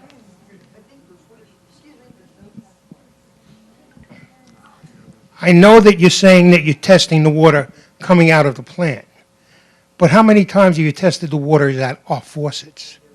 Because you say it's good now coming out of the plant, but I took down a pipe that was in my bathroom. I've got a ½ inch of sediment in the pipes. Well, if I've got a ½ inch of sediment in the pipes, what's gone into the rest of the house? And how am I going to be able to clean my pipes that go throughout the house? Your pigging's going to do the main lines, but who's going to clean all the pipes that are in our homes? That has been caused by the resin that's been released by your plant. Is there any plans in effect to take care of that problem? Not at this time, no.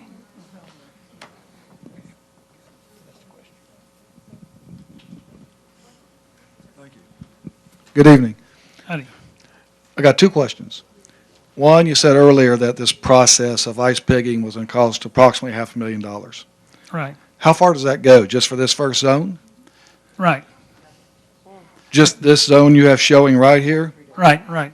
And that's it? So anything beyond that, the other zones you were talking about, you'll be getting to, is addition to the $500,000? Right, that's correct. If it doesn't work in these zones, is there any plan for them to come back and work under that existing contract, or is that an additional amount? That would be additional. I mean, they've contracted to be here, like I said, for the 33 days to clean a certain segments of pipe that are spelled out. And when they've done that, that'll be the end of their contract.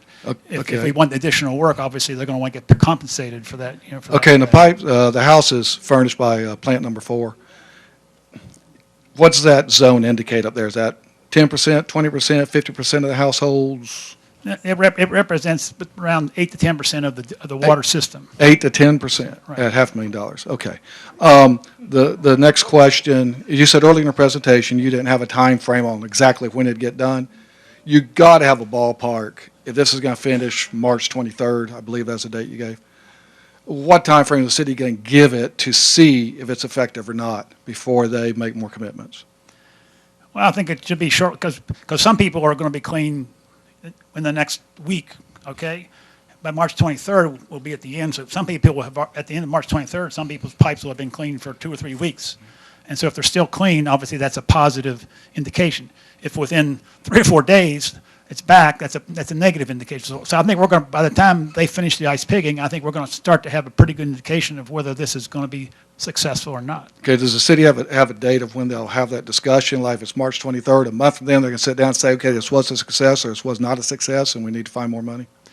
No, I think when we feel comfortable that it is successful, we'll start a conversation with SUAS because there are only 2 crews in the United States that do this work. And so this crew, when they're finished here, they got someplace else to go. And so we'll have to be in the process of getting them on their schedule to get them to come back. Okay, thank you. So something I haven't heard this evening yet is the substantial smell of chlorine that also comes out of the water when you run it. Haven't really heard that yet. I want to know why, when I test my pool water and my sink water, why are they so closely related? Because last time I checked, nobody's recommending that we bathe in our pools, bathe our children in our pools, that we drink our pool water. So what's the answer to that? I'm not understanding what your question is. The chlorine level. The chlorine level in the water is approximately 2.1 to 2.3 parts per million, and that's the level that goes out. That's a perfectly safe level of chlorine in the water. And why is it now that when we've started to have these problems, the smell is so much more pungent? Not that everyone has these tests in their home. I do now, obviously, because I smell this. Why is it that I smell it so much more now? Are you overcompensating for the amount of resin that's in the pipes, that you're pouring this chlorine that's also in our water, that's affecting our skin, that most people are complaining about, our hair, our appliances? Obviously, you don't know because you don't live here, so I'm informing you. No, I see the reports daily, the daily reports. The chlorine level from the water plant is at I said I'm not anything. interested in the water plant. Well, that's the wa- Obviously, that's there's the a level- disconnect from the water plant to my home, which is No, why no. I have these samples here that I probably won't ever get a real answer to. No, the water that comes to your house is the water that comes from the water plant. So And the it- water that's testing clear when it leaves the water plant is also red in my home. That's the Right, same water. Right, that's right. Okay, it's not. Okay. Also, these are the samples that I've brought that you've asked me to Yeah. bring. And I want to know what kind of report am I going to get? And also, is everyone else going to get test samples just like these so that they can be, they can test their water and also get reports? Well, the purpose of those samples was, as I said at the outset, was to get a sample each day to Correct. determine after we did the flushing whether the turbidity came back, and if it did, how long did it come Right. back the next day or 2 days, or did it, so I could get some feel, because we got different reports from different people. Just as I said, some people claim that they never get a impact. Other people say you flushed and I didn't have any impact for some weeks. So the idea was to try to get some feel for what's happening with the flushing, because it's being successful in some areas, it's not being successful in others. The idea was to get some data points to Right. try to evaluate that. Okay, and also, like, I think everyone should ask to get one of these if they're interested, because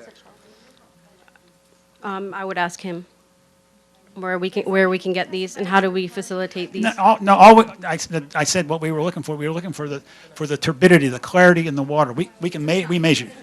It's being, that's right. They just want to see the color. That's what I'm saying. There's no real reason for this. They just want to see a color palette. Collecting samples to send it to the university. They reached out to me for a third-party analysis of the water here, so if you want to give me some of those to send away. Oh, sure, yeah, you can have these. They'll probably make it farther than they do.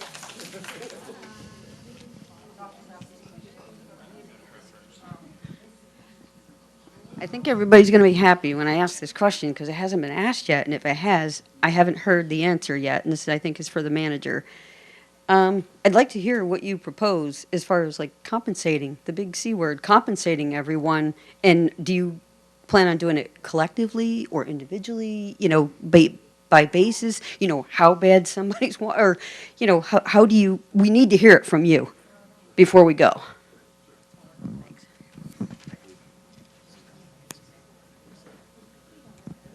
First off, I do think you should be compensated. That's clear. Everybody agrees, right? Okay. So what I have to do is sit down with my team and figure out, what we can take the claims and look at what the loss is, and then we have to figure out the areas and figure out what that is. I think each person, when it's going to be a heavy lift, individually should be compensated for whatever losses we can find in a claim, or things you've lost in your house, or loss of water because you've had to flow extra. So we'll have to figure out something. It's probably not going to make everybody happy, but we're going to come up with a fair methodology where everybody's properly compensated. And again, then I'll take that in front of the city council for approval. Do we have to file a claim in order to? Yes, if you have lost something, or you feel you've lost use of something, or something's broken because of this issue, you contact Mr. Eder. He's right in the back here. And he'll probably be here the rest of the night, but we'll make sure you get that claim filed, and we'll look at each of those. And again, my commitment to you is to make sure you're properly compensated. And I can't do the math right now, but. Does that include the water we buy? Ma'am, if you think you'd like to file a claim on that, I get where you're coming from. I think that's a fair question. We'll let the insurance adjusters handle that. We'll take the claim and we'll look at it. We'll look at it objectively. Here's my second part to my question.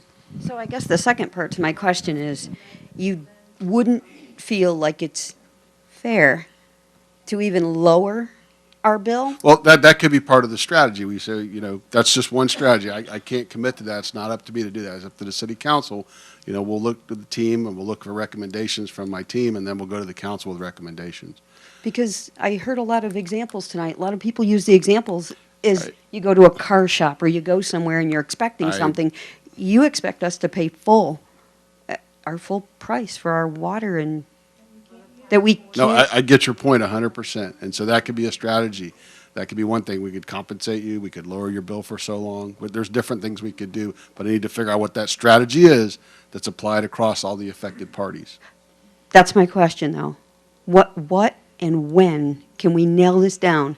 When do you plan? Because I've heard people say this is for years. Well, okay, we need to hear something now. Well, We'd like to hear I'd something love now, to wouldn't answer we? your- I'd love- Before we go. Well, Let's, I you know. would love to answer your question, but I don't want to tell you something that's wrong. Okay, but what do you have in place in the next 30 days?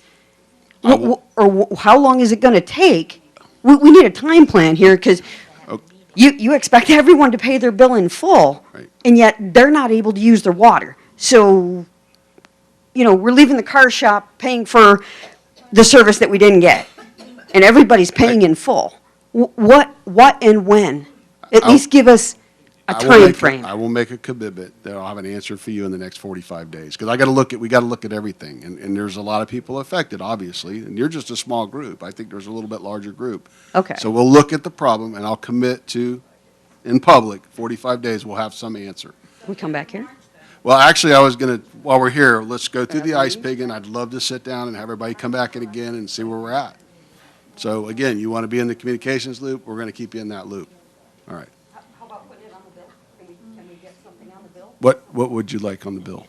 Just an update. Yes, I will commit to that. And again, we've updated our website, but we'll put some information on the bill too. And then MSDS sheet, we'll make sure that's on our website also. We'll put that up.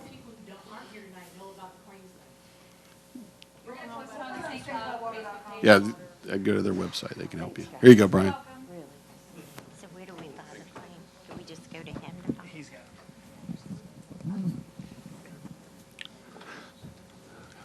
Gentlemen, I just wanted to point out to you that I think I'm stating the obvious here, but when this situation first happened, and I know each of you know probably what I'm going to say, the responsible thing to have done would have been to have shut it down and contained the problem. Don't you all agree with me? Because all of that residue and all that nasty stuff would have been at your plant. And I think, if I'm understanding the engineer, the utilities engineer, that what's happened now is all this residue is sitting in tanks under the ground and it's in pipes. And the job now is that the plant is no longer sending it into the system, but we now need to get it out of those pipes and out of the tanks. Is that what we're saying? The problem is, I guess it's like a virus. It's out, and it's gone way beyond, and now it's gone into this gentleman over the back here's pipes. He just pulled 2 inches of it out of his pipes. So besides all the things you've heard today, washing machines, ice makers, hot water tanks, faucets, showers, and all that good stuff, it's also in all of the piping in all of our homes. Besides the fact it's in your pipes, in all throughout the road system. So whoever it was that's long been fired, I'm sure, that said, oh gosh, these polishers have gone corrupt, they've gone bad, let's keep going ahead and sending it through the roads, is the person really that was at fault. And we all agree on that.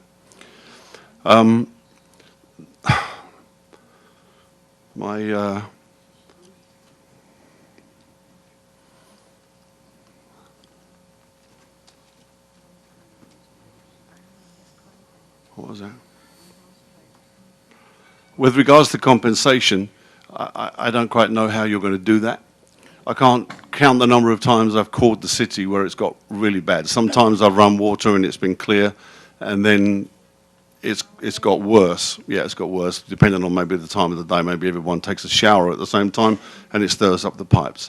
And then I've had a visit from somebody called, I think, US Water has showed up in a little white pickup truck, and this cowboy steps out of his car, and he, or of his truck, and he says, there's a point I wanted to make, that he wouldn't come into my home. Somebody said about testing our faucets in the home. Oh, I'm sorry, sir, I can't come into your home. We're not allowed to enter your premises. Well, how are you going to see the mess I'm living with? So I think, is there anybody that's ever had anybody from the city actually come inside your home? No, so it's probably for insurance purposes. Yeah, I've bought a bowl of water to the front door so they can see what we're dealing with, but that's about it. So you guys believe us, I'm sure, but you've never actually come inside and taken a bath and seen what it's really like. But the other thing is that one chap come out and said, oh, just run the water for a while and then you can go and take a bath. And he turned my garden hose on and left. And it wasn't until a day or two later, when I started curling my garden hose back up, that it left it running for 2 days. And I just want everyone in this room to realize that the city makes money 2 times, because you deliver water and we pay for that. But then you also earn money from what we call dirty water, right? The dirty water. And the fact that it's been dumped into the easement next to us is irrelevant. You calculate the water that you collect back, which I think is actually more expensive than the water you deliver. So when you guys are flushing 4 bath loads of water to get 1 bath out of it, you're actually paying for the wastewater even though you didn't use it for any good substance. Does everybody understand the mathematics involved in that? To take a bath, you're paying 4 or 5 times. So you have to equate that into the extra money that the city is making from this dilemma that they've created. That was my only point. Thank you. Try to hear from some other people first. Mr. Wheeler, my question was, I've been in manufacturing or was in manufacturing for 45 years, and there's a standard operating procedure for every job in manufacturing. And my question to you is at the Whaley plant, which is plant number 4. You mentioned late in the year last year that there was some operational problems with the new polishers, and that there was a lot of manual operations going on. Is that not a 24-hour operation? Yeah, the water plant operates 24 Okay, hours. so every operator is going to have his idea of what's right and what's not. I'm looking into the future. I'm looking at getting past all this mess, and we've got these new polishers and keeping them in good condition. What is wrong with the automated system? You said there was a problem with it. Well, it's not a major problem, but they're a little. Remember, the polisher controls and valves were out of function for 2 years, and so when you put the new polishers in and put them in, hooking things back up, and if I go back to the picture, you'd see there's multiple valves and controls And sensors. right, And stuff. and so testing those things out, not everything worked, but we found that, like most valves, you can open a valve manually, you can open it automatically. So the operators know which valves need a manual adjustment. Most of the time, the manual adjustment is associated with the backwash cycle. So the backwash cycle is something you can initiate manually or automatically. So in the situation where we know the automatic system is not working, we do the backwash system. We do the automatic thing manually. So I know your other question is, so when there's nobody at the plant for several hours, something it doesn't do the backwash cycle when nobody's there. So we understand the issue, and you're right, procedures. That's exactly what the new superintendent and new operator have done, is establish procedures on how to do things, to keep things, and what to monitor, what to check, so we know those are going. The issue is, again, in manufacturing, the same thing. You try to learn from your mistakes. Let's don't repeat the mistakes that we made in the past. This system requires a higher level of maintenance. We got new maintenance people that are doing keeping on top of things. How's our training program with our all these new employees? I mean, are we properly training people? That was That's the key.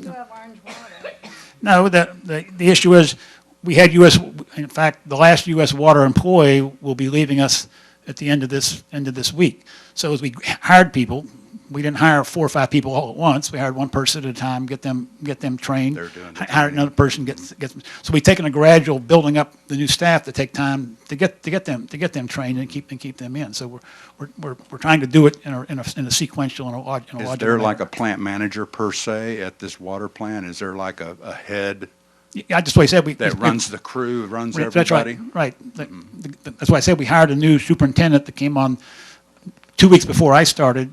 He came on.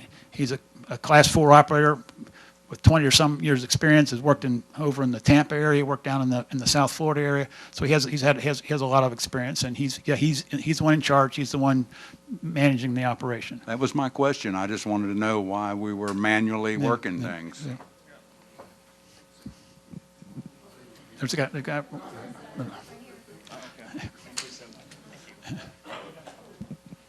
I don't really do public speaking much, so for me to get up here and say something, that's important. Yeah, so I'll go home tonight. I know we've all heard all the stories, but me and my wife will go home tonight and dump 4 or 5 gallons into a baby tub and, wash our 8-month-old because it's the safe thing to do. The dirty water is just insane. So just everyone, you guys can think about that, tonight. My one question is, you talked about this thing we're going to do to flush the slushy through the pipes, but we're starting in the neighborhood. Off the video we saw, they shut off the water in the neighborhood. The ice flows through and they let it out.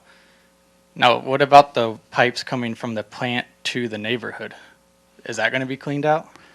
Because doesn't that technically have the resin in those pipes? And then if we flush the neighborhoods, then it's going to go right back through the dirty resin pipes again. And that's a concern that I have, but the 24-inch pipe, the tank, the system they have to create the ice pig, can't create an ice pig for that size, So if a 24-inch pipe ever gets dirty in water anywhere, there's no way to clean it? No, I mean, they have to bring both. They have to bring both crews, and with 2 trucks, they can create enough ice. Do you not feel that that's? I'm not trying to be rude. I'm sorry. No, I'm no, not trying to be rude. I'm not. I would agree 100%. The thing was, the 2 trucks were not available to us. Okay. We would have had to wait much longer, and so I fully recognize the point that you're making. But if we would have started here, I know you said they weren't available, so we went ahead and jumped to the next plan that you guys had, which was to start here. But if we spend $500,000 flushing that, and then it's clean, and the water's going to go back through, and then it's going to be dirty again because the main pipe is still dirty. There's Right? there's some potential for that. It just I seems, agree. Right. okay. That's my only. That's it.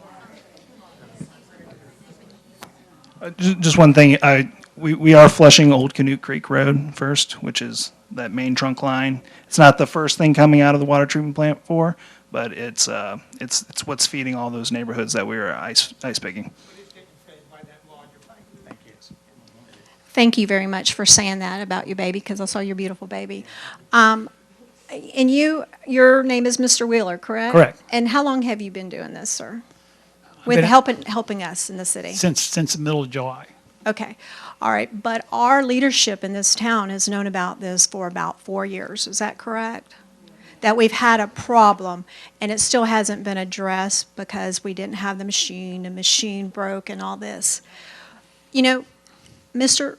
Sturgeon, we need this fixed, okay? I don't know when the line got drawn between the people and the council members and the leadership in this town, but we are your people, okay? This needs to be fixed. We got babies. We got people taking baths in this. This gentleman doesn't even have decent water at all. It's completely black.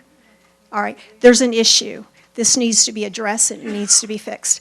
You know, instead of spending $375,000 on a piece of real estate that you told the news that we were going to use for the city, instead it's just sitting there. Instead of possibly looking at buying $5.6 or $5.8 dealership in the middle of town for I don't even know why, this money needs to be spent on water. Everybody in this room knows that you have to have clean water. You have to have, it is our livelihood, it is our health, it is everything, okay? You can't compensate me enough for my health, sir. So I will tell you, we are going to hold the leadership in this town responsible for cleaning this up. And if the leadership is not going to correct this problem, then maybe we need new leadership. Okay. Mr. Wheeler, I appreciate you coming out here today and helping us get to know this information, because you have pretty much took the blunt of what the leadership should have. They need to answer for the problems that we have. Again, I don't know why we're spending a lot of money instead of fixing our water problems. Ladies and gentlemen, we need this fixed. And we're going to hold you and the group that's in charge of this town responsible. Thank you.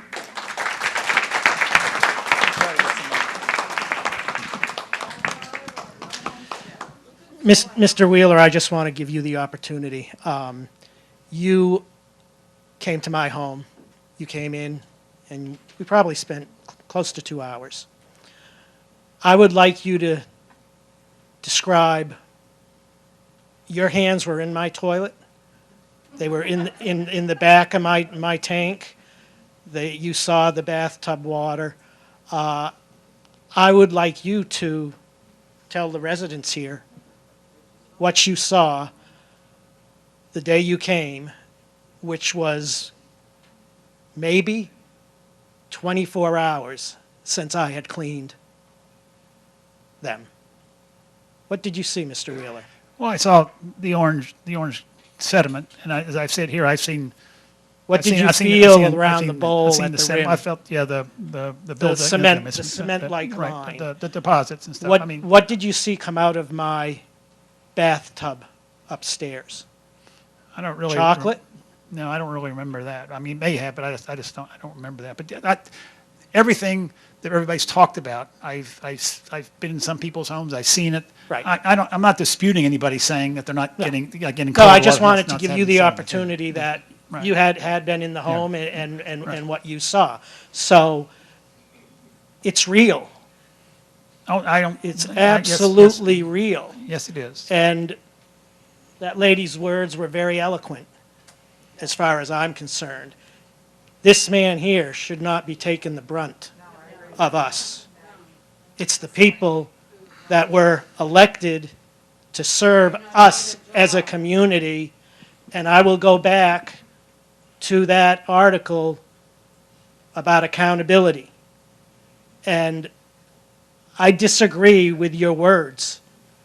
From the pipe at the police station to the water issue. I don't see accountability at all.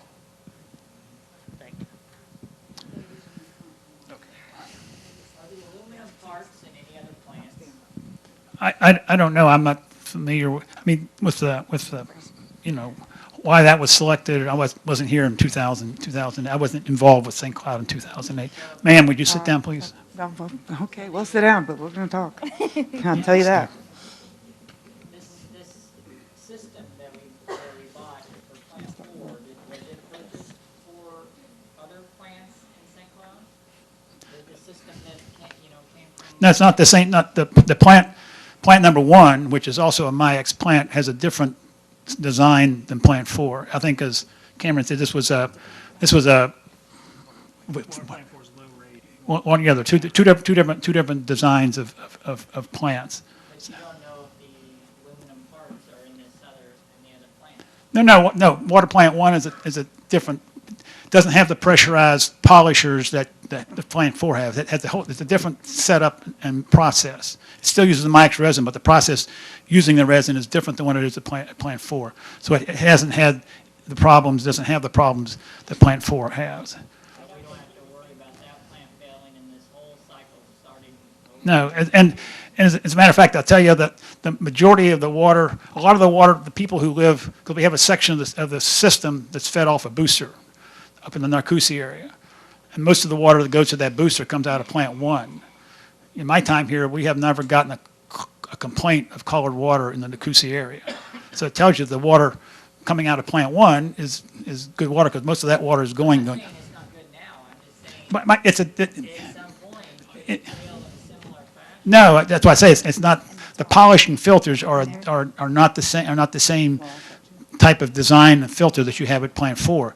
Can they fail? I'm not going to say anything can fail, but it's not the same type of system. It's not going to fail it can't fail in the same way. You can't go through the same scenario that we went through with plant 4.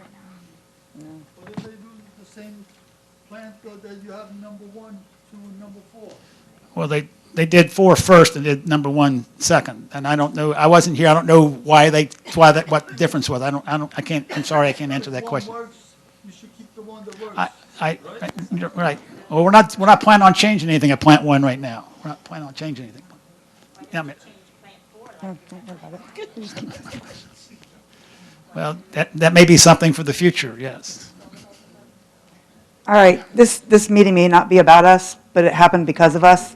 We did the Facebook page, we did the website, and we're so happy that all of you finally know the stuff that we've known for months. We did this meeting to educate all of you, and these were questions I was going to ask today, but I don't have to because he's pretty much answered it about because we did talk to the DEP, and the stuff that you're drinking in the water, there's no standards for how much you're allowed to drink. There's no test to find out how much resin, and not the turbidity, I can't say the word, not the color, but that's not what we're talking about.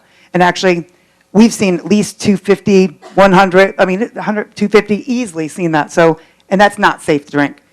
But there's no standard. So we don't know. We'll find out in 10 years. You want to find out what's your kidneys and your liver? We're going to find that out. We don't know yet. Nobody has that. You're not supposed to be drinking it. So when you talk to the plant there, or you talk to Australia, they're not supposed to be drinking this stuff. This is, right, this has just started with 2002, 2006. And The very first plant ever built with the MIEX resin system was in 2006, so we are the long-term data. And to our knowledge, with the research that we've done, there has never been a problem like this with any of the others. We tried to find one. We can't find any data on it. And also, you want to ask the design question? You were saying that plant 1 and plant 4 are a different design, correct? Okay, so plant 4, was that altered? The vent on top, which it controls the pressure in the system, was that altered for cosmetic purposes? Now, my understanding was there was a change in the valves because of the noise that came as a result of the blow up. Okay, but that's ultimately what caused the polishers to fail, because the pressure built up and caused the cracks in the aluminum system. No, what caused the problem was what's called an air relief valve. The valve stopped functioning, which when what's supposed to happen when the water's coming in, it lets the air out, and when the water goes out, it lets the air in. It's supposed to regulate the water coming in and out of the tank. If that valve doesn't work, then obviously you can create a pressure in a vacuum situation, because it doesn't allow the equalization of the air in the tank as the water comes in and out. So how long did it take to notice before that valve wasn't working? I have no idea. Obviously long enough to cause this problem. Oh yeah, right. Which is concerning, because there's people at that plant every single day, so how was that missed? You're asking somebody who was not here at the time. You're right, and I feel bad because you are a punching bag. And I apologize for that, and so are you, Cameron, because the people that should be held responsible are the city council members. There's plenty of them in this room, and maybe, Mr. Blackwell, you'd like to say something to your residents that you lead? Because we've been told it was only us. How many times? I can't tell you how many times that I've been told this is only my house. For years. I manage 260 homes in this community. So when I was told over and over again that it was just my home, I knew I was being lied to. I just didn't know what to do with it until now. And now look at all these people. First of all, I want to thank all of you for coming, and I understand your concerns. I live in the city, and I live in one of these areas here, Veranda Lakes, and then I've had to deal with this issue, certainly not to the degree that some of you have. I just want to remind you, everybody on your current council have only been there for 3 years at most. We've inherited a terrible problem that we have certainly addressed in many council meetings and in many private conversations with our city manager. And again, I just really feel tough for our city manager, Mr. Wheeler, because they didn't create this problem. We didn't create it. We've been trying our best to do what we're supposed to do to address this situation. They began by addressing personnel issues, bringing in, U.S. Water to evaluate changes that possibly needed to be there. They began also providing training. They removed certain personnel that was not doing their job, and they've been training all the other personnel that come in so they run the equipment properly. It's a very complicated system. We found out that there was a huge, huge problem, and that was the polishers were cracked. And, I wish we could have went down to the hardware store and purchased a new one and put it in immediately. But it's a specially designed piece of equipment. It took 1.5 years just for them to build and replace that piece of equipment.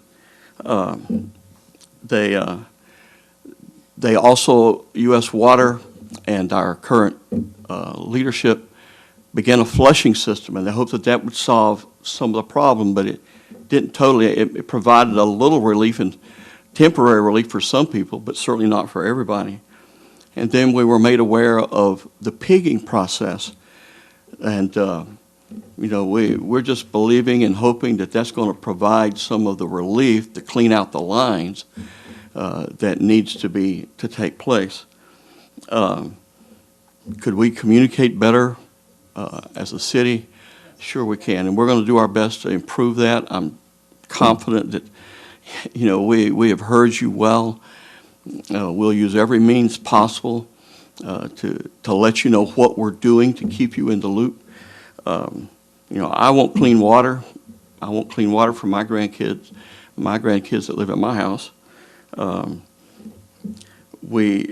Again, I can only speak for myself. I just agree with the city manager. Something needs to be done, providing some compensation to you. But like I've heard several, he said that's a complicated issue. But you know, I think he will stay true to his word, bring back at least some recommendations within the next 45 days. And then I'm fairly confident that this would be something that the city council would more than support, because I think you have been damaged. And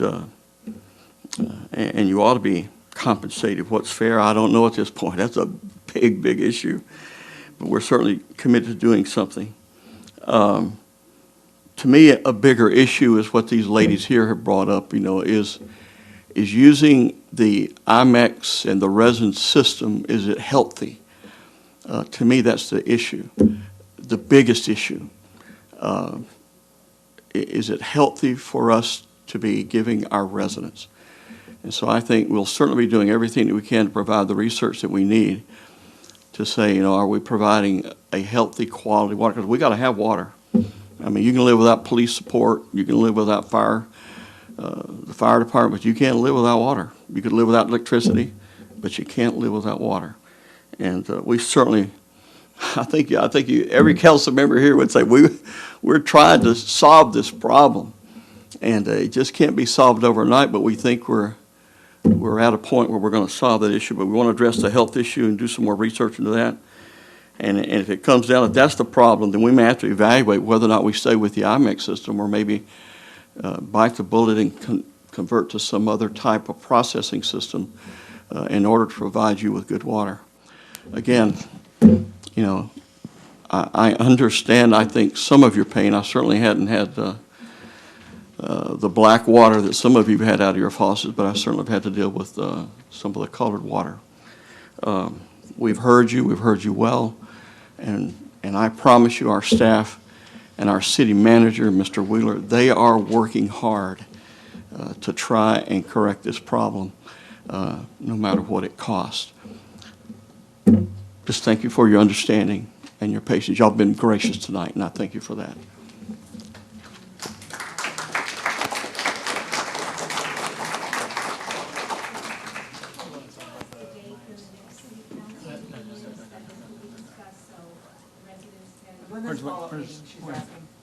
Where's what? Oh.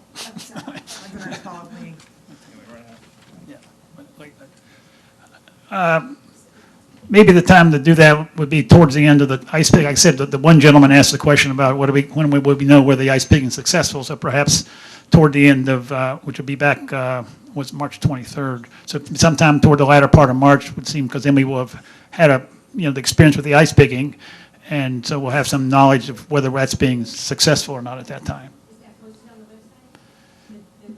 No, we haven't set a meeting day. You're asking a question. I'm saying I think perhaps if we want to have another meeting, the appropriate time to do that would be when we get towards the end of the ice picking, because then we'll have some idea of whether we're being successful in that.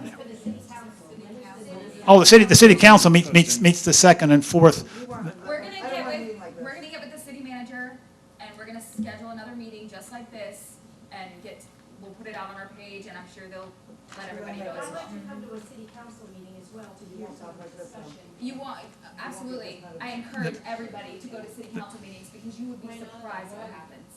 But Yeah, they meet councils are on the website. the second and fourth Thursday of the month at 6:30, right here, second and fourth Thursday. Okay. That's fine. More questions? Yeah. I have one last question. So you live here, you live in Orlando, you live here? No, I live. You live here? Okay. Would you drink this water? I'm going to say the same thing. If it's turbid like that, I wouldn't recommend it. Okay. Would you drink it now? Would you drink it? No? I don't have that choice. What What I put in it is what I would give samples to him. But that's reassuring. I don't trust you either.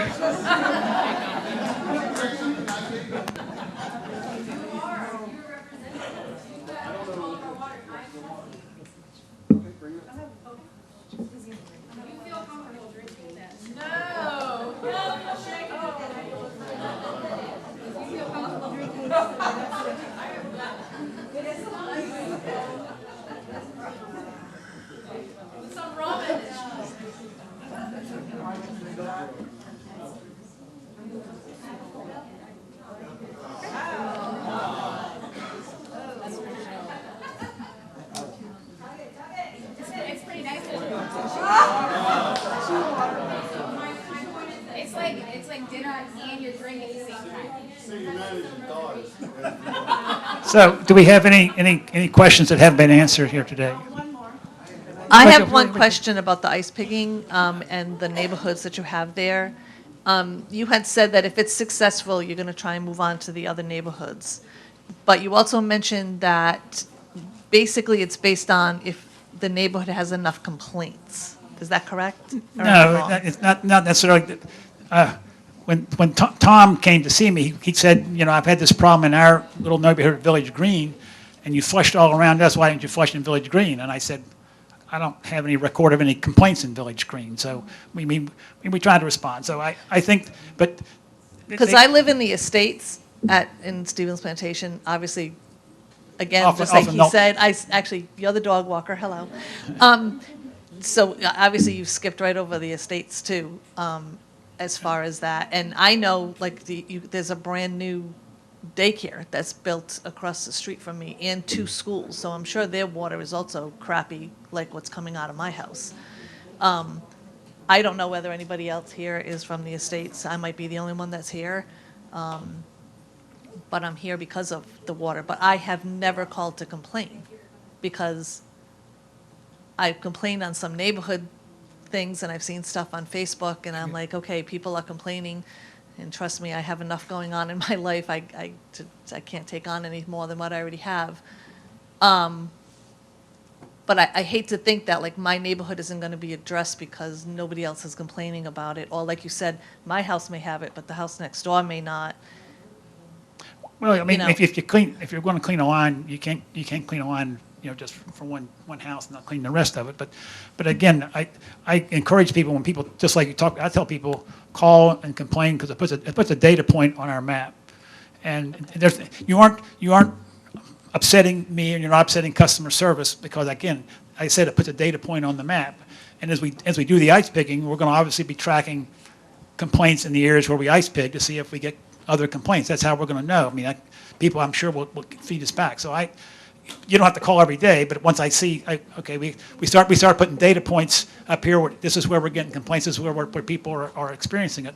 Because we make the assumption, again, if there was some part of town, I'm not saying your area, but if I go over to the very east side of town and I don't have any complaints, then I make the assumption there's no problem over there because nobody has called and complained. And if somebody from the east side of town comes in and says, well, how come you didn't do my area? We got all sorts of problems. I said, I never, you know, nobody ever told us. So I don't, you know, yeah, please feel free to complain. Just don't complain every day. We'll put your data point on the map. No, I'll complain once and that'll be Okay. More questions? There was a lady here. I know there's been a lot of talk about medical stuff, and I have just a small medical background. So it was just really concerning to me that once we realized there was a water problem, you guys didn't, I know you weren't in your position, you weren't there, but that the people before you didn't think to start or get somebody who's involved in the medical community to start doing some research on how this is going to affect us, and that you guys still then came into the position and still didn't do that. So maybe for the council members or something, maybe you guys, this is maybe advice really, maybe you need to start thinking about how you're going to collect funds, because in the next 10 to 20 years with the research, and we're going to have proof, there's going to be medical issues. I don't know for sure. I can't say that. But it's going to, yeah.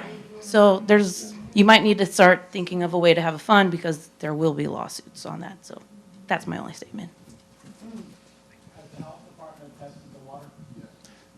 The health, no, the health department doesn't test the water. Well, I'm going to approach this from a different standpoint.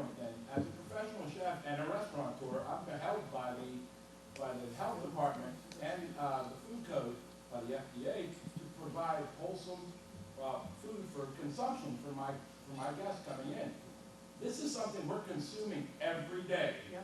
So why have they not run a test on it to see if something was right? My restaurant serves something bad, they shut me down in a minute. Well, the testing is done through DEP. You understand, water is not regulated by the health department. Water is regulated by the Department of Environmental Protection.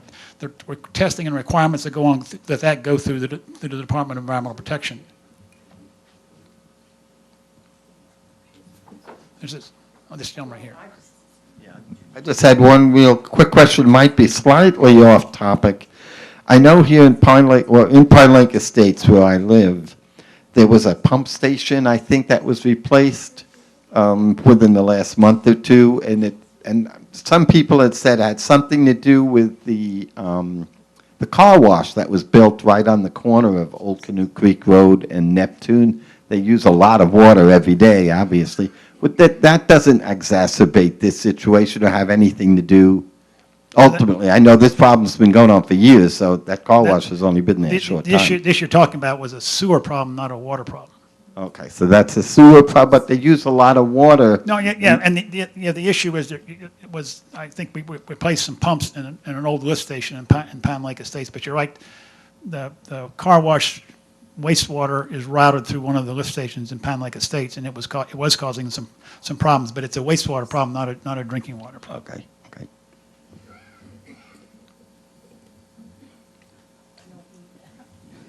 I don't need that. But other people can't hear you. So.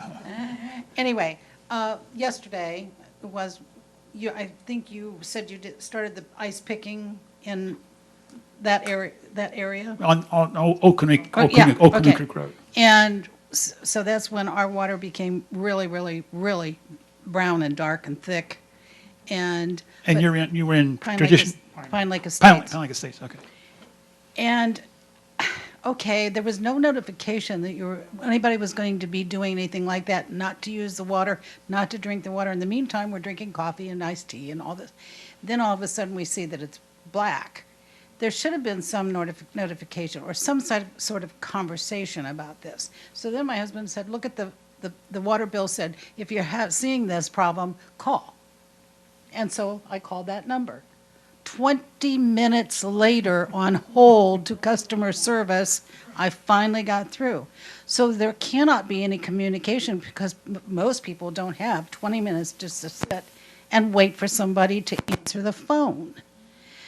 Even if there might have even been, if there would have been a voicemail, I could have left a message, but there was not. So somehow there has to be more conversation about what's going on in the city than what we have now available to us. And especially this, when you're flushing these systems, let us know. I think you said you were going to put things on the doors. But that's in the air. This is I guess a good data point information, because the assumption is with the way the ice pig's set up, the only part that's affected is the actual pipe that's being ice pigged, which is the 3,000 feet of pipe.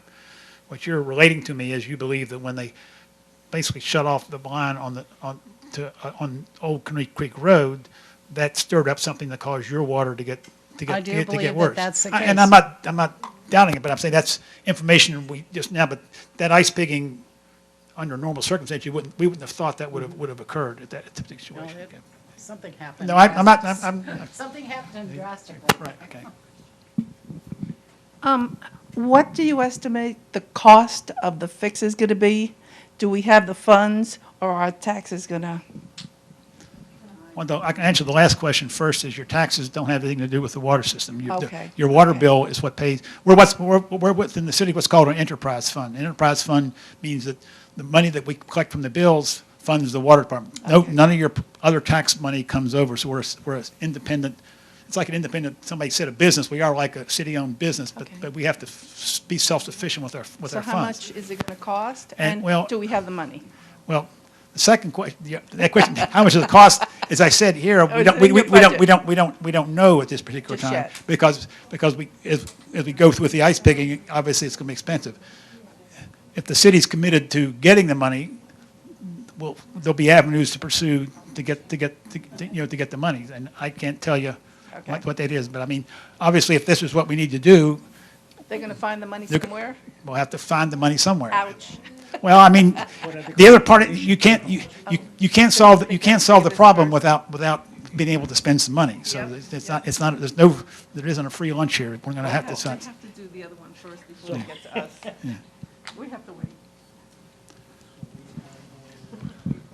If this ice pigging is a fairly new technology, and the fact that you're only doing a very small percentage of all the pipes that is affected by all this, it might be feasible that maybe St. Cloud should invest in one of those machines. Because I drove by the operation on Monday on my way to the post office, and it just looked like a big vacuum cleaner on wheels with a group of guys. And it's $500,000 you just said you're going to have to spend. Maybe there's a used one out there. Maybe you can lease one or you guys can finance one. Because it's taken 4 years and the mess it could take 4 years to clean it up.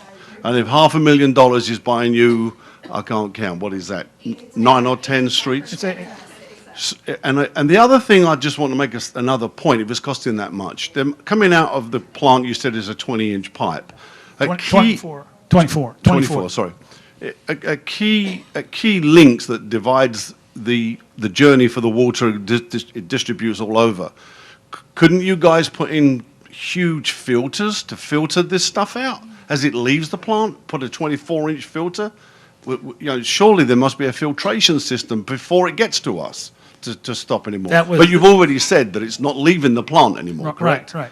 But in places that you know that it is, let's say that you know there's certain areas that it most certainly is involved in, couldn't you guys place filters in certain key zones to trap it from going to any more homes in certain key areas? No, I don't think I'm not aware of technology that would allow you to do that, because you know if you had an inline filter, as stuff got caught on the filter, it begins to bind up and it begins to stop the flow. Actually stop the flow of water itself. The company MIEX, couldn't they come up with some solution for that? A filtration system that maybe could be purged with sand or a reusable filter that even if you guys are changing it every day, that you could place at key distribution points that may stop it getting to us in such vast amounts. Maybe it will at least slow the process down. Like I said, I'm not aware of anything to do that right now. I just can't believe that you guys are going underground and going through pipes, but every so often the water comes above ground, doesn't it? You see those huge things. Surely putting a filter there and blocking it before it comes to our homes. No, the water distribution system doesn't come above ground. It stays underground. I mean, it doesn't come up and go back down. It must be where I'm seeing it going into buildings then, where you see it. That's probably your fire lines, and typically a lot of times the fire line comes up or a larger meter. It's a meter that actually feeds the building. It's not part of the overall. It's part of the water system for that particular piece of property, but it's not part of the overall system. This 24-inch pipe that leaves the plant hits some kind of distribution system, I would imagine. It hits this line right here, the one on Old Canoe Creek Road that we're cleaning. Right. That's where it comes in. I just can't help thinking that some kind of filtration system would probably have possibly prevented this, but anyway. But anyway, you're in the market for one of those machines and have your own crew. And when you've cleaned up this mess, you can then sell that product to other cities that have got the problem, can't you? Get your money back. Thank you. Are there any more?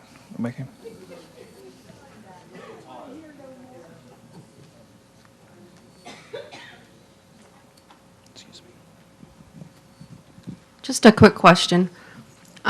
So just a simple Google search shows that MIEX resin has a mean particle size of around 150 to 200 microns, and a regular carbon filter, like one of those pure water filters for your faucet, that it says it goes down to about 3 microns. So that would be sufficient to filter out MIEX, at least at the faucet. And that's not going to address any of the issues with your household appliances, but it at least would be a fix temporarily for people while you're still trying to figure out the ice pigging technology and whether it's actually going to, sufficiently remove it from the system. You should probably think about providing filters for people at the faucet.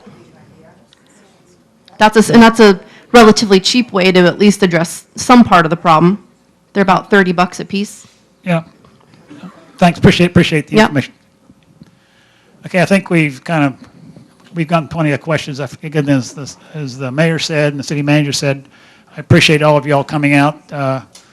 It's a nice way for me to spend my Tuesday evening. So as I said, again, as I told every people, I've been doing this for 40 years. I've treated a lot of water, served a lot of customers in that time, and I'm here to help the city to do the best we can to get this up. I've stayed committed to this since I've been here and until I leave, which unfortunately might be shortly because we'll have a new permanent utility director. But I will stay here to help the city as long as they need it. Yeah, I understand the problem. Like I said, it's been frustrating to me in all the things I've done in my career not to be able to fix a problem of this nature in this time. So we'll stay after it and we'll find a solution for you. Thank you.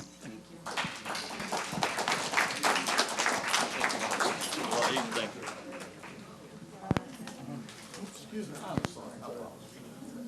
Thank you, ladies. I do appreciate you guys. I really do. We're trying to work on this. Mayor, my name's Chris Carter. I'm a reporter for Channel 2 News. Well, that's exciting. We're working on a story about concerns that people have in the ice skating. Do you mind if we ask you a couple of questions? I don't usually get a good rap from reporters. I'm not really sure I want to.